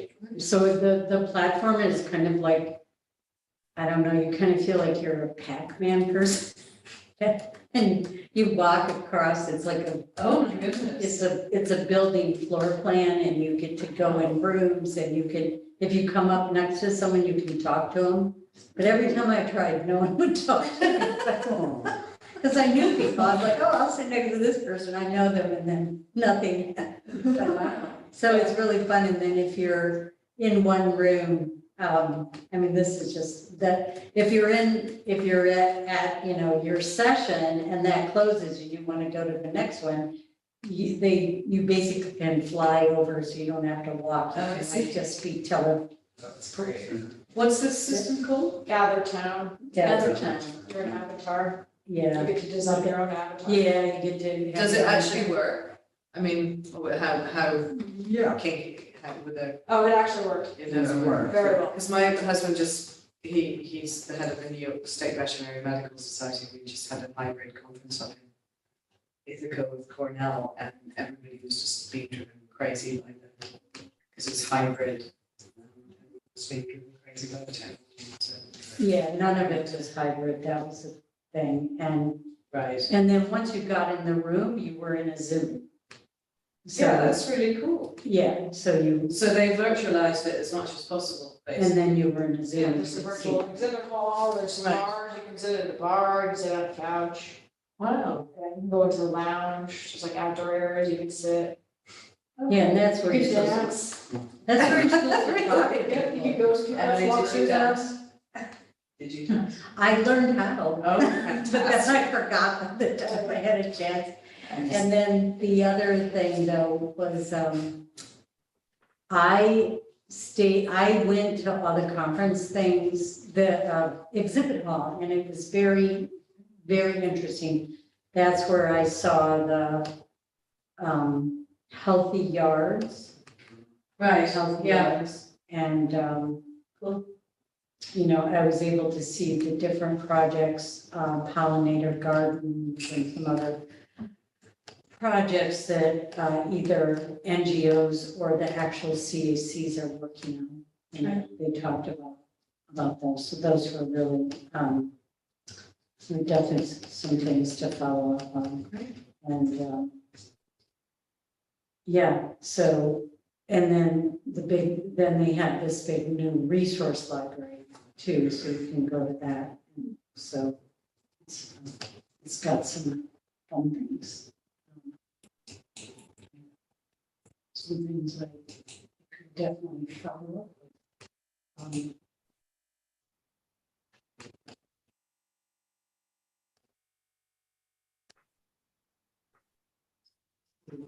Anything else I want to cover? Because I wrote some notes down.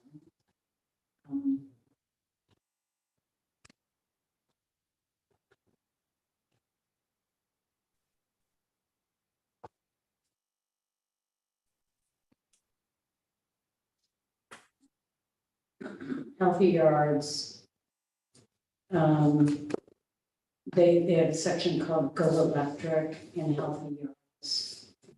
Rivertown pollinators, so the Rivertown, I mean, there's really good pollinator, Woodstock has a good pollinator. Say dynamic shorelines in Long Island, which doesn't really apply to us.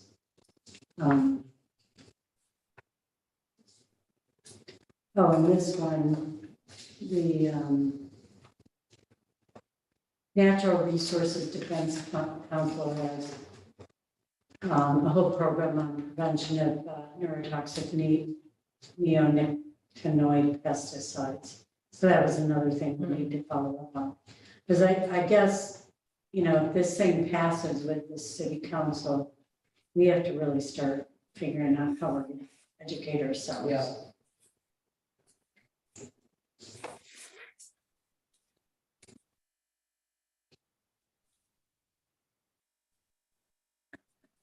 Okay.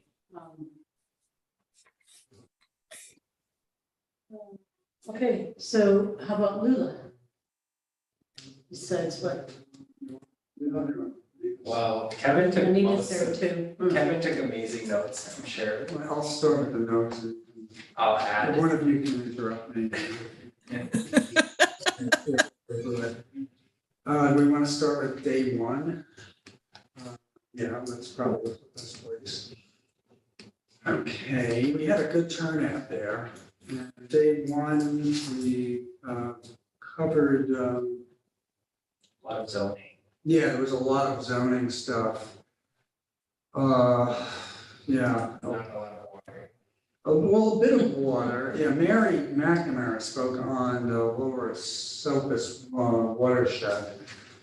And then there was Laura Firestone spoke on the Rhonda Creek watershed. So we did cover some, watershed issues, but the Rhonda Creek was the non-title for the most part. I mean, Yeah. it was passing references to the title, but most of it was upstream from us.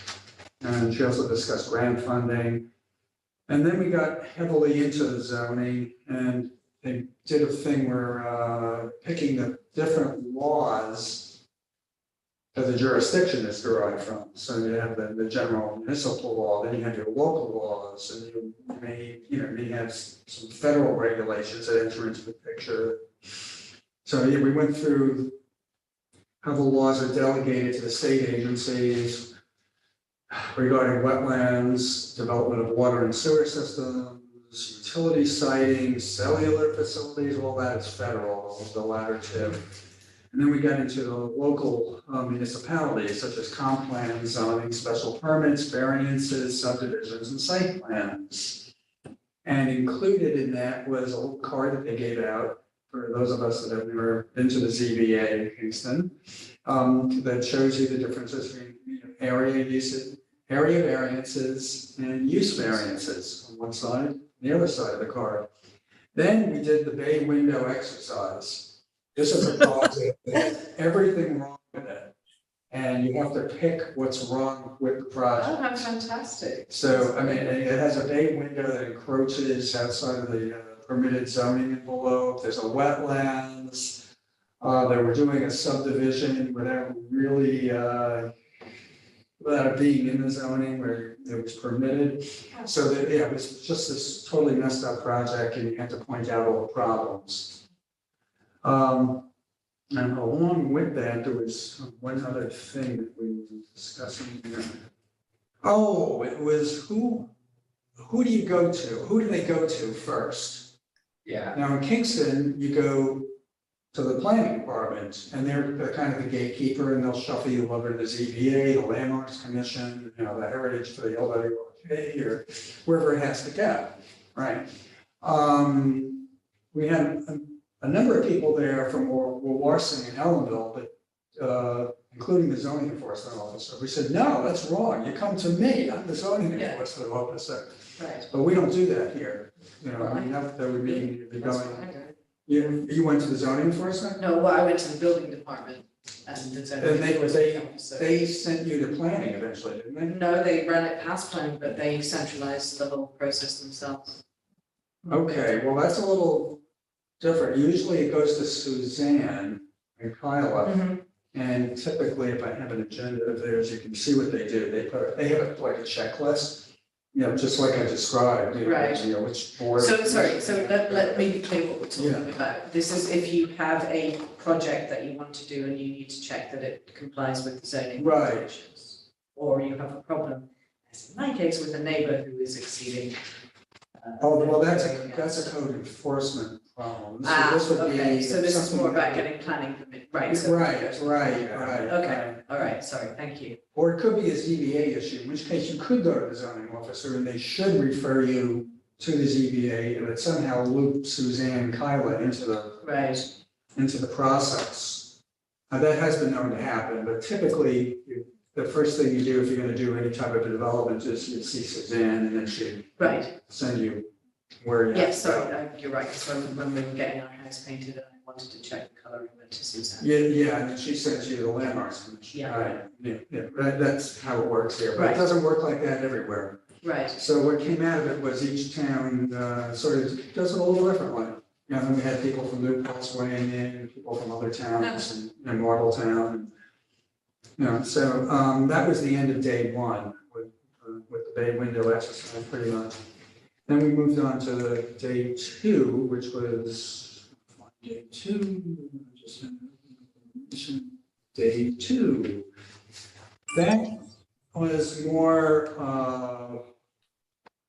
okay, Emily Spencer, who's a land use attorney, she presented on land use and regulation regarding watersheds and zoning. That was a fairly lengthy discussion. We discussed home rule, and again, referred back to day one, the legal basis for it. And she sort of walked people through the basics of zoning and zoning districts and overlays and the limitations of federal and state regulations. And that got us into the 12.5 acres on wetlands, which I understand is being amended to be 7.5 acres. Yeah. But it is, but Yeah. it's gonna take Take some 5 time. years or something. Yeah, 20. Yeah, but they are, 2028 is what my notes say. I didn't check Yeah. the pending You can resolutions check it. or any of yeah, that. but they are gonna change it to cut it into. Yeah, and we discussed water resource protection overlays, aquifer protection, which is an interesting aside. I went with Julie to Rupco. And Chuck Snyder from Rupco explained to us when they were drilling for geothermal, they hit an aquifer. wow, And they also hit an aquifer at the Kirkland Hotel some years ago. Hmm. So, yeah, we were discussing aquifer protection. That didn't come up over there because I had this discussion. No, I didn't bring that up. I don't think. Well, and then we got heavily into some regulatory stuff like stormwater protection programs, MS4 and CSO issues, it's municipal stormwater. What are the 4 S's? Separate storm. Separate stormwater, sewer, Okay. not a CSO. Right, it's not, we're just combined sewer overflow, which we have some of that here. But most of the communities are MS4 communities. We're listed as an MS4 community, but they can only do have CSO. So and then we got into intermunicipal cooperation to mitigate hazards. That's an interesting thing. And then DOS model laws, which you can go on the DOS website, and they do have a lot of model laws for various, all kinds of land use stuff. Too numerous to mention, I think. And where did we go? Then we went on to SECRA. You can see that this was a long day. Yeah. Well, you guys are getting it all. Yeah, but it goes very quickly. But as it's rapid fire as they're throwing it at you. Then we went through the EAF, which parts, who fills out what. That's the environmental assessment form. Well, guys, and now we're all you guys are gonna be well educated. That was good. Yeah, and then Amanda Laval was there with Kyle, also from the county. And they were discussing a housing smart communities initiative at the county. And it's based upon the Climate Smart Communities Initiative. So you can be, gold, silver, bronze, depending upon how many pledge actions you get. And I believe there's a pledge involved, which I don't know if they forwarded it, this pledge on that or not. And that's for Ulster County? Yeah, Ulster County, yeah. Amanda was, and Kai Lloyd Farmer were the presenters. But I would expect that to be in Kingston Common Council Yeah, soon. yeah, I don't know if that, we might be a little bit out of scope for that. Yeah. Yeah, What do you mean? well, just housing isn't something traditionally the CAC does. Oh, yeah, Yeah, I see. yeah. Well, that was the thing. A year ago, the planning department pitched this idea that where it's kind of housing should be placed kind of at the opposite of open space, right? That, well, there's places where you can have housing that you still need to look at housing and land Yes, use. sure.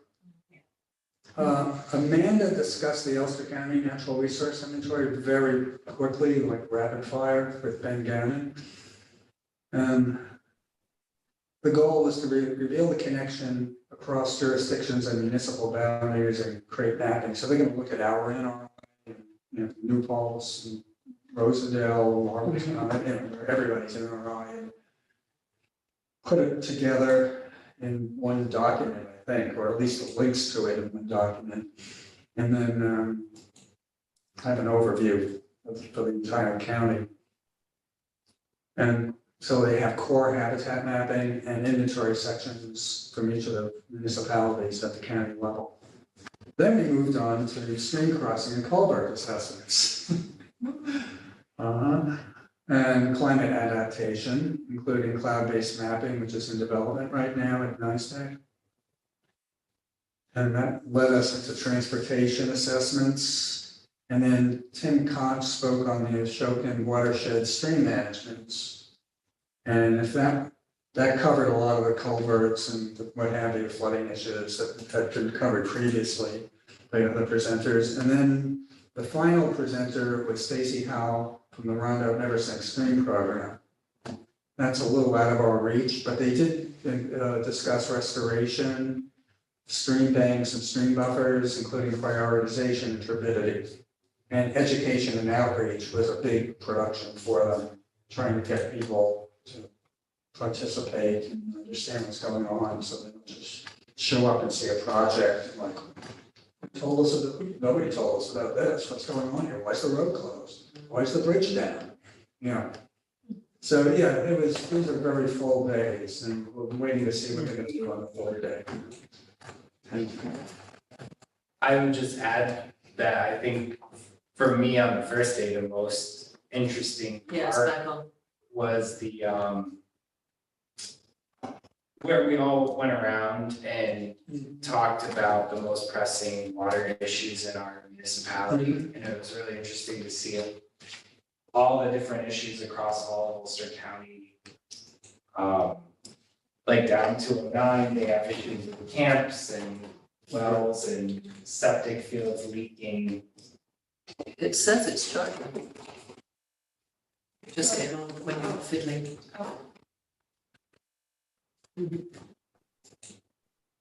I'm sorry, what? I was just saying it was cool the coolest part on the first day for me was listening to all the other we all had to go around and name, I think, like our top 3 water concerns in our municipality. And then we all wrote them down on big pieces of paper and put stickers on the. Oh, you voted for, yeah. Yeah, and I think the top one that showed up across most places was balancing development with conservation. A lot of housing. That was a key theme, Yeah. Yeah. But yeah, some people you know, there's drought, there's flooding, there's water quality, there's just so many different Yeah. things to talk about.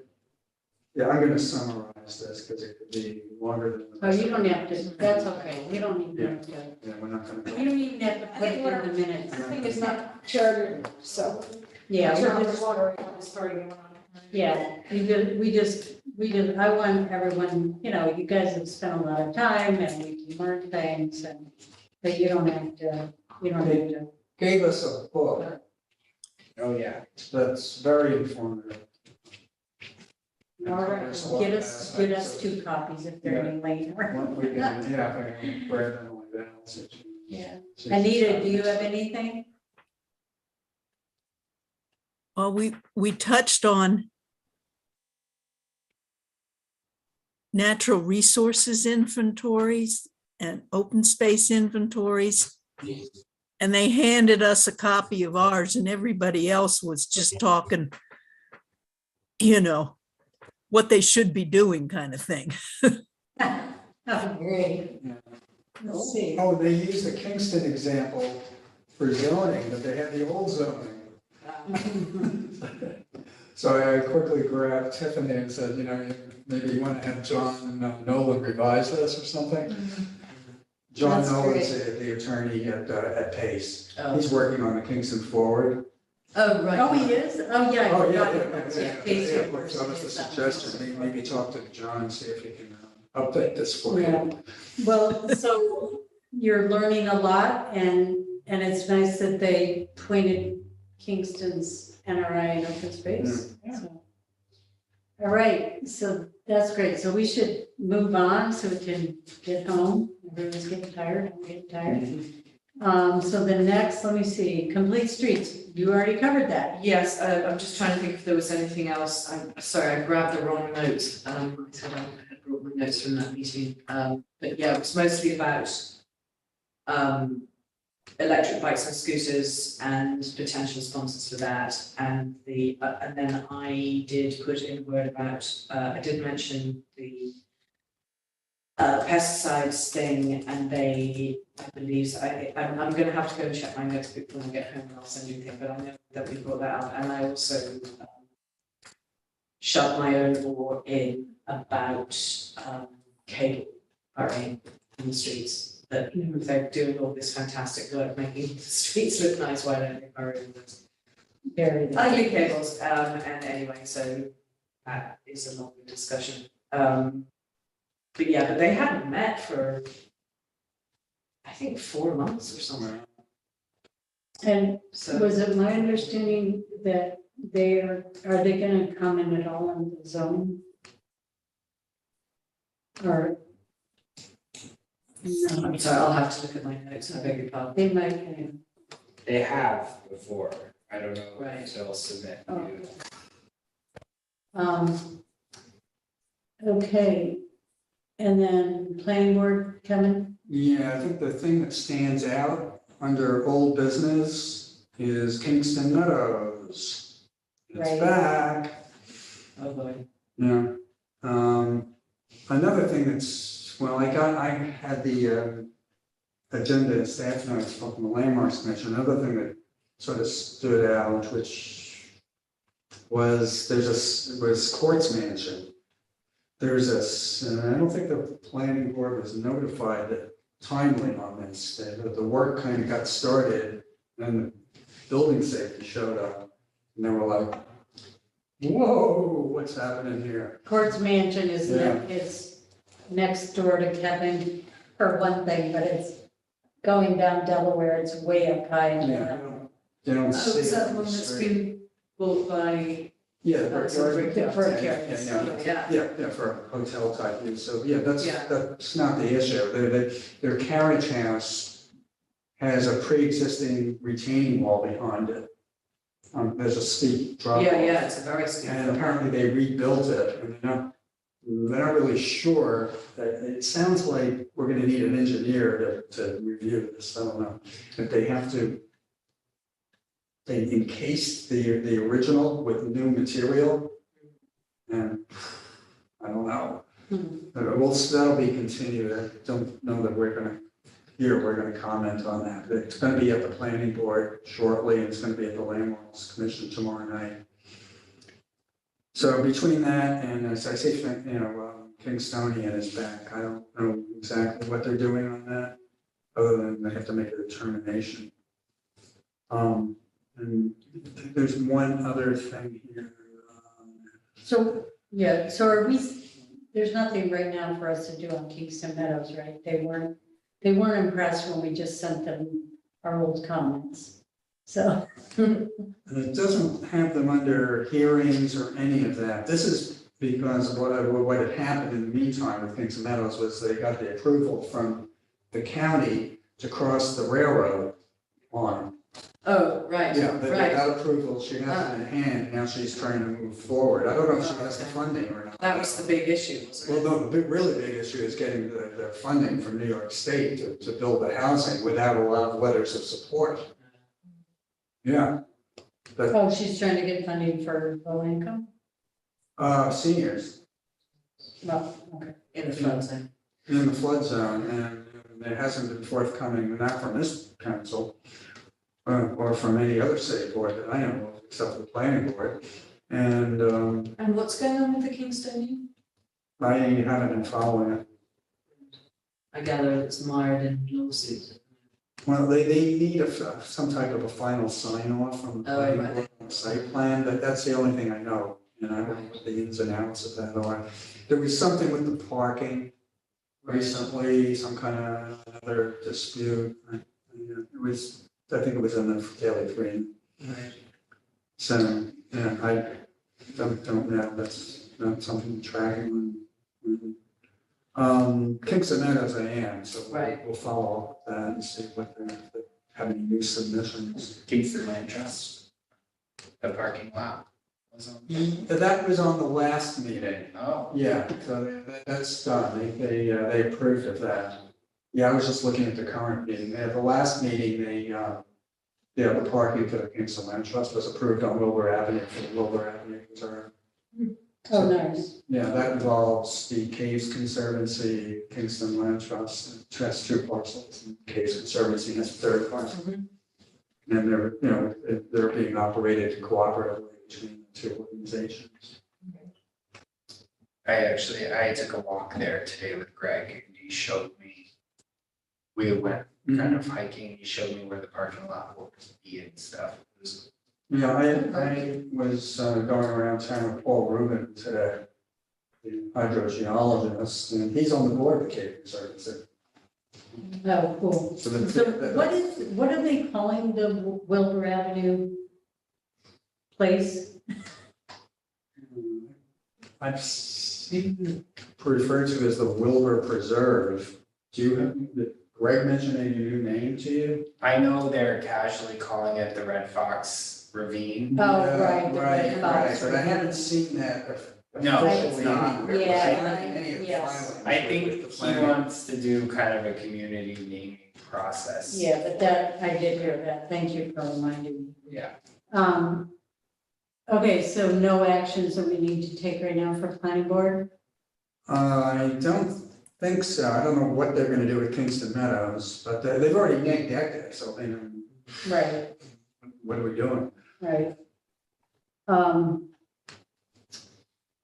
Okay, so for public safety, I just want to ask Ted, is this now, good? If you're on the EMC, is that going to conflict? Yes. Ew, Direct. okay, yes.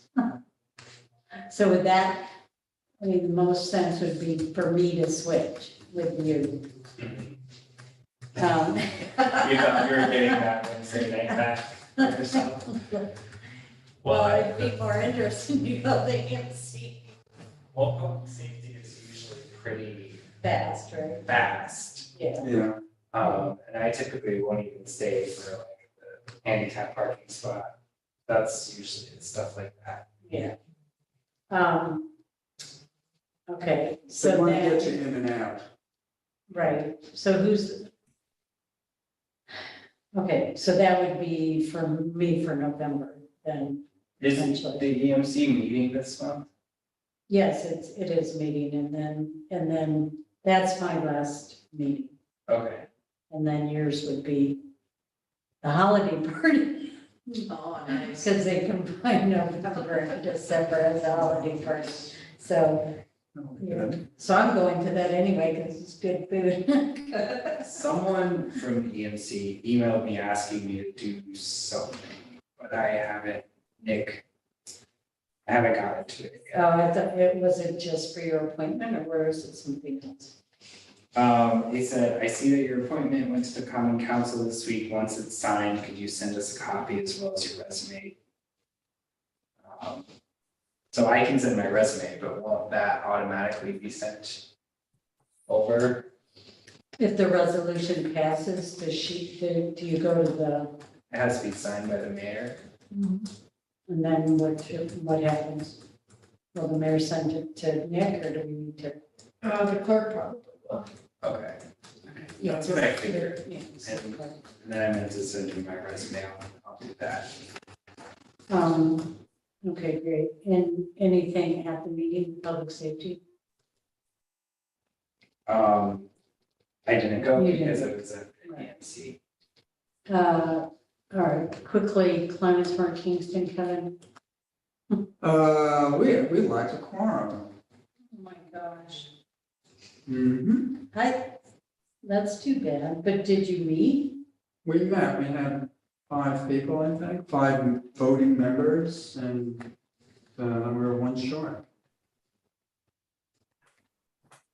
So, I mean, I think informally, I discussed some of the large scale renewables and asked them if they had any comments, but they just, nobody really had anything prepared to give me, so we submitted what we submitted. Okay, The CAC, and that was kind of it for the moment. well, I understand that Melissa Iachetti is going to be she's been helping Manager Green on the solar From the solar, mapping, so yeah. she's gonna map Kingston, Mhm. for solar. Yeah, she didn't attend the conference, she just had a conflict. Okay. The Ulster County Environmental Management Council.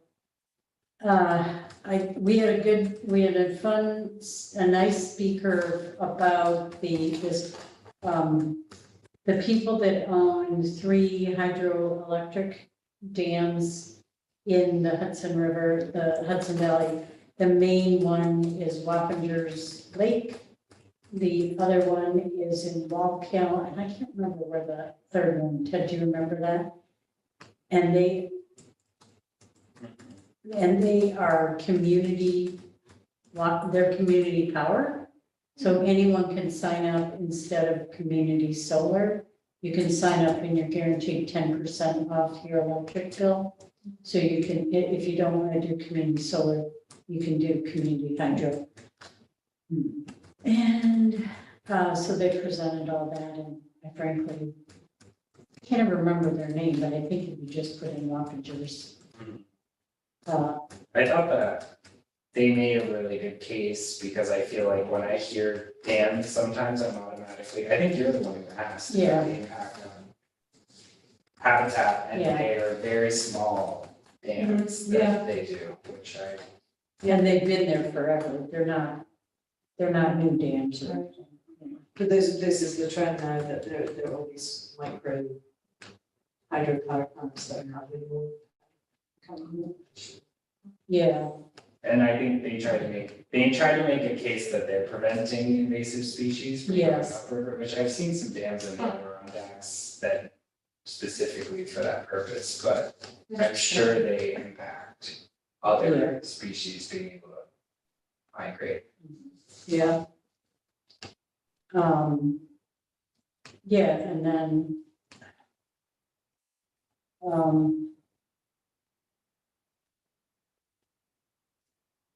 what else do we know about? Well, there was an EV car show, sorry. So that was one thing, 2 weeks ago on Drive Electric Day. And I went to that, so they did show the EV bus. And of course, the U-Pack buses are all free now, so not all of them are electric, but anyway. don't have to pay to ride the bus, so that's good. So Amanda, I feel like Amanda was not there. She wasn't, and I don't know my notes, but I think, but it is exciting that Shandaken has a new EMC, and we had someone from another town that's new. Under CAC. Yeah. Not a new CAC, but they're gonna try to attend their meetings, like from New Paltz. Because the EMC doesn't have full attendance from everyone.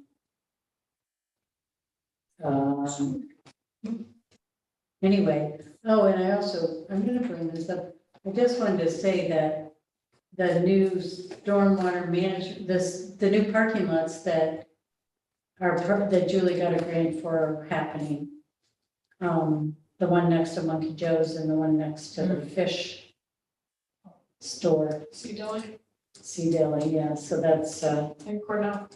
and Cornell. Oh, right, Cornell is so massive that I forgot that it was, yeah, so that's really cool. Having visited Cornell, they actually put a new road in and everything.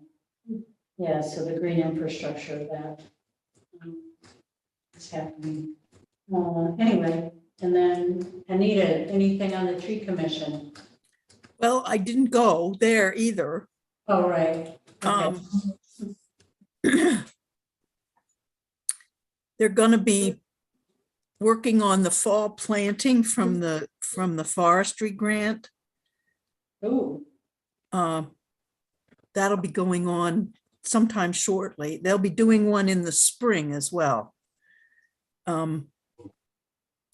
Arbor Day, we were tentatively discussing planting a tree at the Roundout Community Center, and according to the agenda, it looks like that's firmed up. They had taken a couple of big trees down on their side yard, so they're going to plant something for Arbor Day. Other than that, it was an opportunity for folks who've been requested to remove trees to respond. There was a long list of folks. That's as much as I know.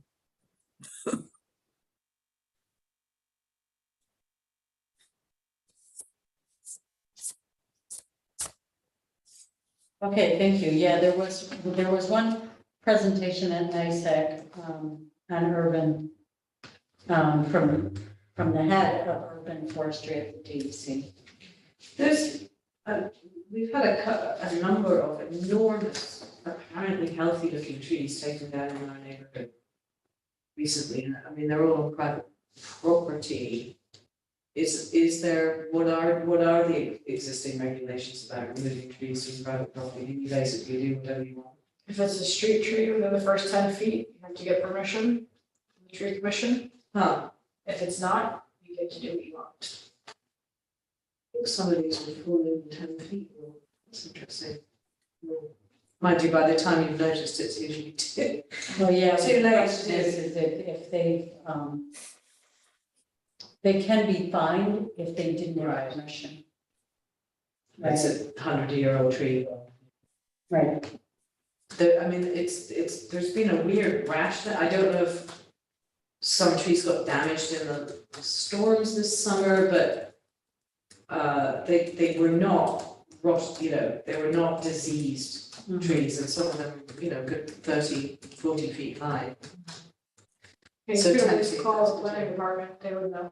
Right, okay, I will do, Yeah. thank you. yeah, that's, yeah, I mean, that's. But on your own perfect. property within that 10 feet, after the 10 feet rule, you can do whatever you want. Okay, Yeah, that's just, that's crazy. that's. So you can well, take rent that's- like a 200-year-old thing, what do you call them? Linda. Sorry, sycamore. Well, it's about education, that maybe we want to do something like that healthy yards thing, where they kind of cover all those items. Oh, because one of the things that did come up at the, sorry, I forgot about this, at the Complete Streets meeting was I was putting in CSE's vote of concern about that they would always be considering the restoration of trees while doing Complete Street projects such as Franklin Street. And they said that they'd be looking at the issue of heat, low income areas tend to have higher temperatures because they have less tree cover, and that was something that they were trying to take into consideration. No, well, we actually did a study on that, we had that data. Okay. We did, well, I mean, we didn't do it, but where is that presentation? Where On is the it? NRI website, It's on the NRI, the work. kingston-ny.gov/NRI. It's a Yeah, heat island effect. heat island effect, and there Heat was a island, yes, professor right. that ran some stuff for us Okay. on the, yeah. So they definitely, I was curious We about made that. sure the tree commission knew about it, but I don't think we thought about the complete street. And what they said was, in the case of Franklin Street, that they'd, where possible, moved all the cables onto one side of the street so that they could keep preserve tree cover on the other side, which, I mean, as I say, I think they should bury all the cables, but but it is remarkable how, in the area between us and to where I live on Fair St James and Broadway, sort of going towards City Hall, which is a much lower income area, suddenly the amount of tree cover just plummets. And it does seem to be a sort of income disparity issue, one way or another. Yeah, and you know what, that's what I was thinking about, so at the NISAC exhibit hall, the Newburgh CAC had some really good stuff on trees. And for, like prevention of crime, I don't remember, but. Right, interesting. Prevention of crime and things like that. Right, I mean, it's a correlation, thought not a that- causation necessarily, but. Yeah, and I think that, I just remembered that they had some really good, That's something I. literature or something. It just seemed like I was quite surprised at how the attitude to sort of complete streets seemed to mostly be, well, if we've got cable and electric versus the tree, well, obviously the cable and electric is going to win out, and it's just like. Yeah, it's tough, it's like,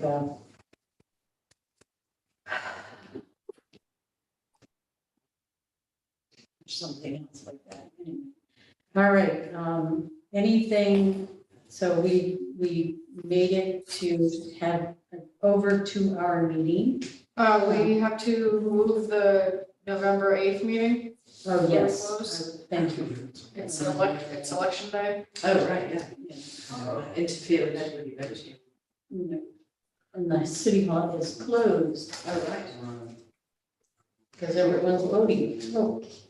Oh, yeah, so what does that mean? Yikes. Okay, so we just go through our calendar? I'm not available November 11 through the 19th. Yeah, I'm going to Sicily. Nice. There's a 6-hour time difference. Wow, we're not gonna make Do you you. have family there? My partner Gabby is Sicilian, so we're Fantastic. going with her family. Wonderful. Yeah.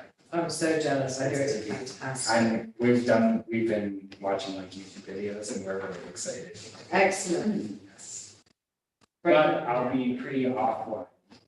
As you should be. As you should be. So what about the Tuesday before Thanksgiving? Is that doable? Everyone hates that day. I will not be here from the 18th to the 25th. No, Oh, my gosh. what Okay, about the Throw another wrench into climate change, too. Okay. maybe we should cancel November. Yeah, We could either do the 7th, 9th, or 10th. How about the or 7th? the first week. I can do the 7th. 7th. I can't do the 7th. I already work for, What about the 9th? the 9th, it's the same, it's a full residency weekend, and No. so I work late. Yeah, All right, so we can either cancel the meeting or, well, we definitely need, I mean, we could meet the week before. That seems really soon. oh, wait. I was looking at, I'm sorry. I could do the 9th. I was looking at. How about you, Anita? I'm open on the 9th. The 9th, I don't know where we would be. Because there is a 6:30 meeting in the chambers and there is a, oops. There is a 6:30 meeting in here. And we can't meet in the other conference room anymore? Conference room 2. I don't know if they have the AV set up in there. I can find out, I can run over there now and look. Or we could meet earlier. I have the day off, so I could meet earlier. Oh, I could. Yeah, you too. yeah, I can. I can too. Great. I can as well. That would make us finish. Okay, we would have to be done by like 6:15. We could do Good. 4:15. Mm-hmm. All right, On the 9th. 4:15 on the 9th No. in here. 4:15. Okay. Okay, got it.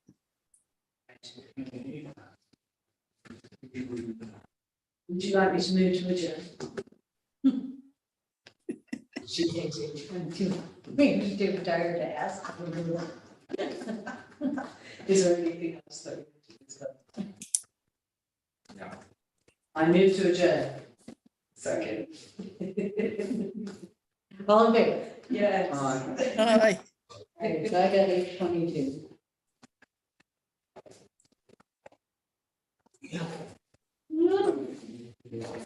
Contract is still, November. Mhm. so my contract sheet is. That just happened to my neighbor the other day. Yeah. I All right. See you later, Anita. Bye. Thanks.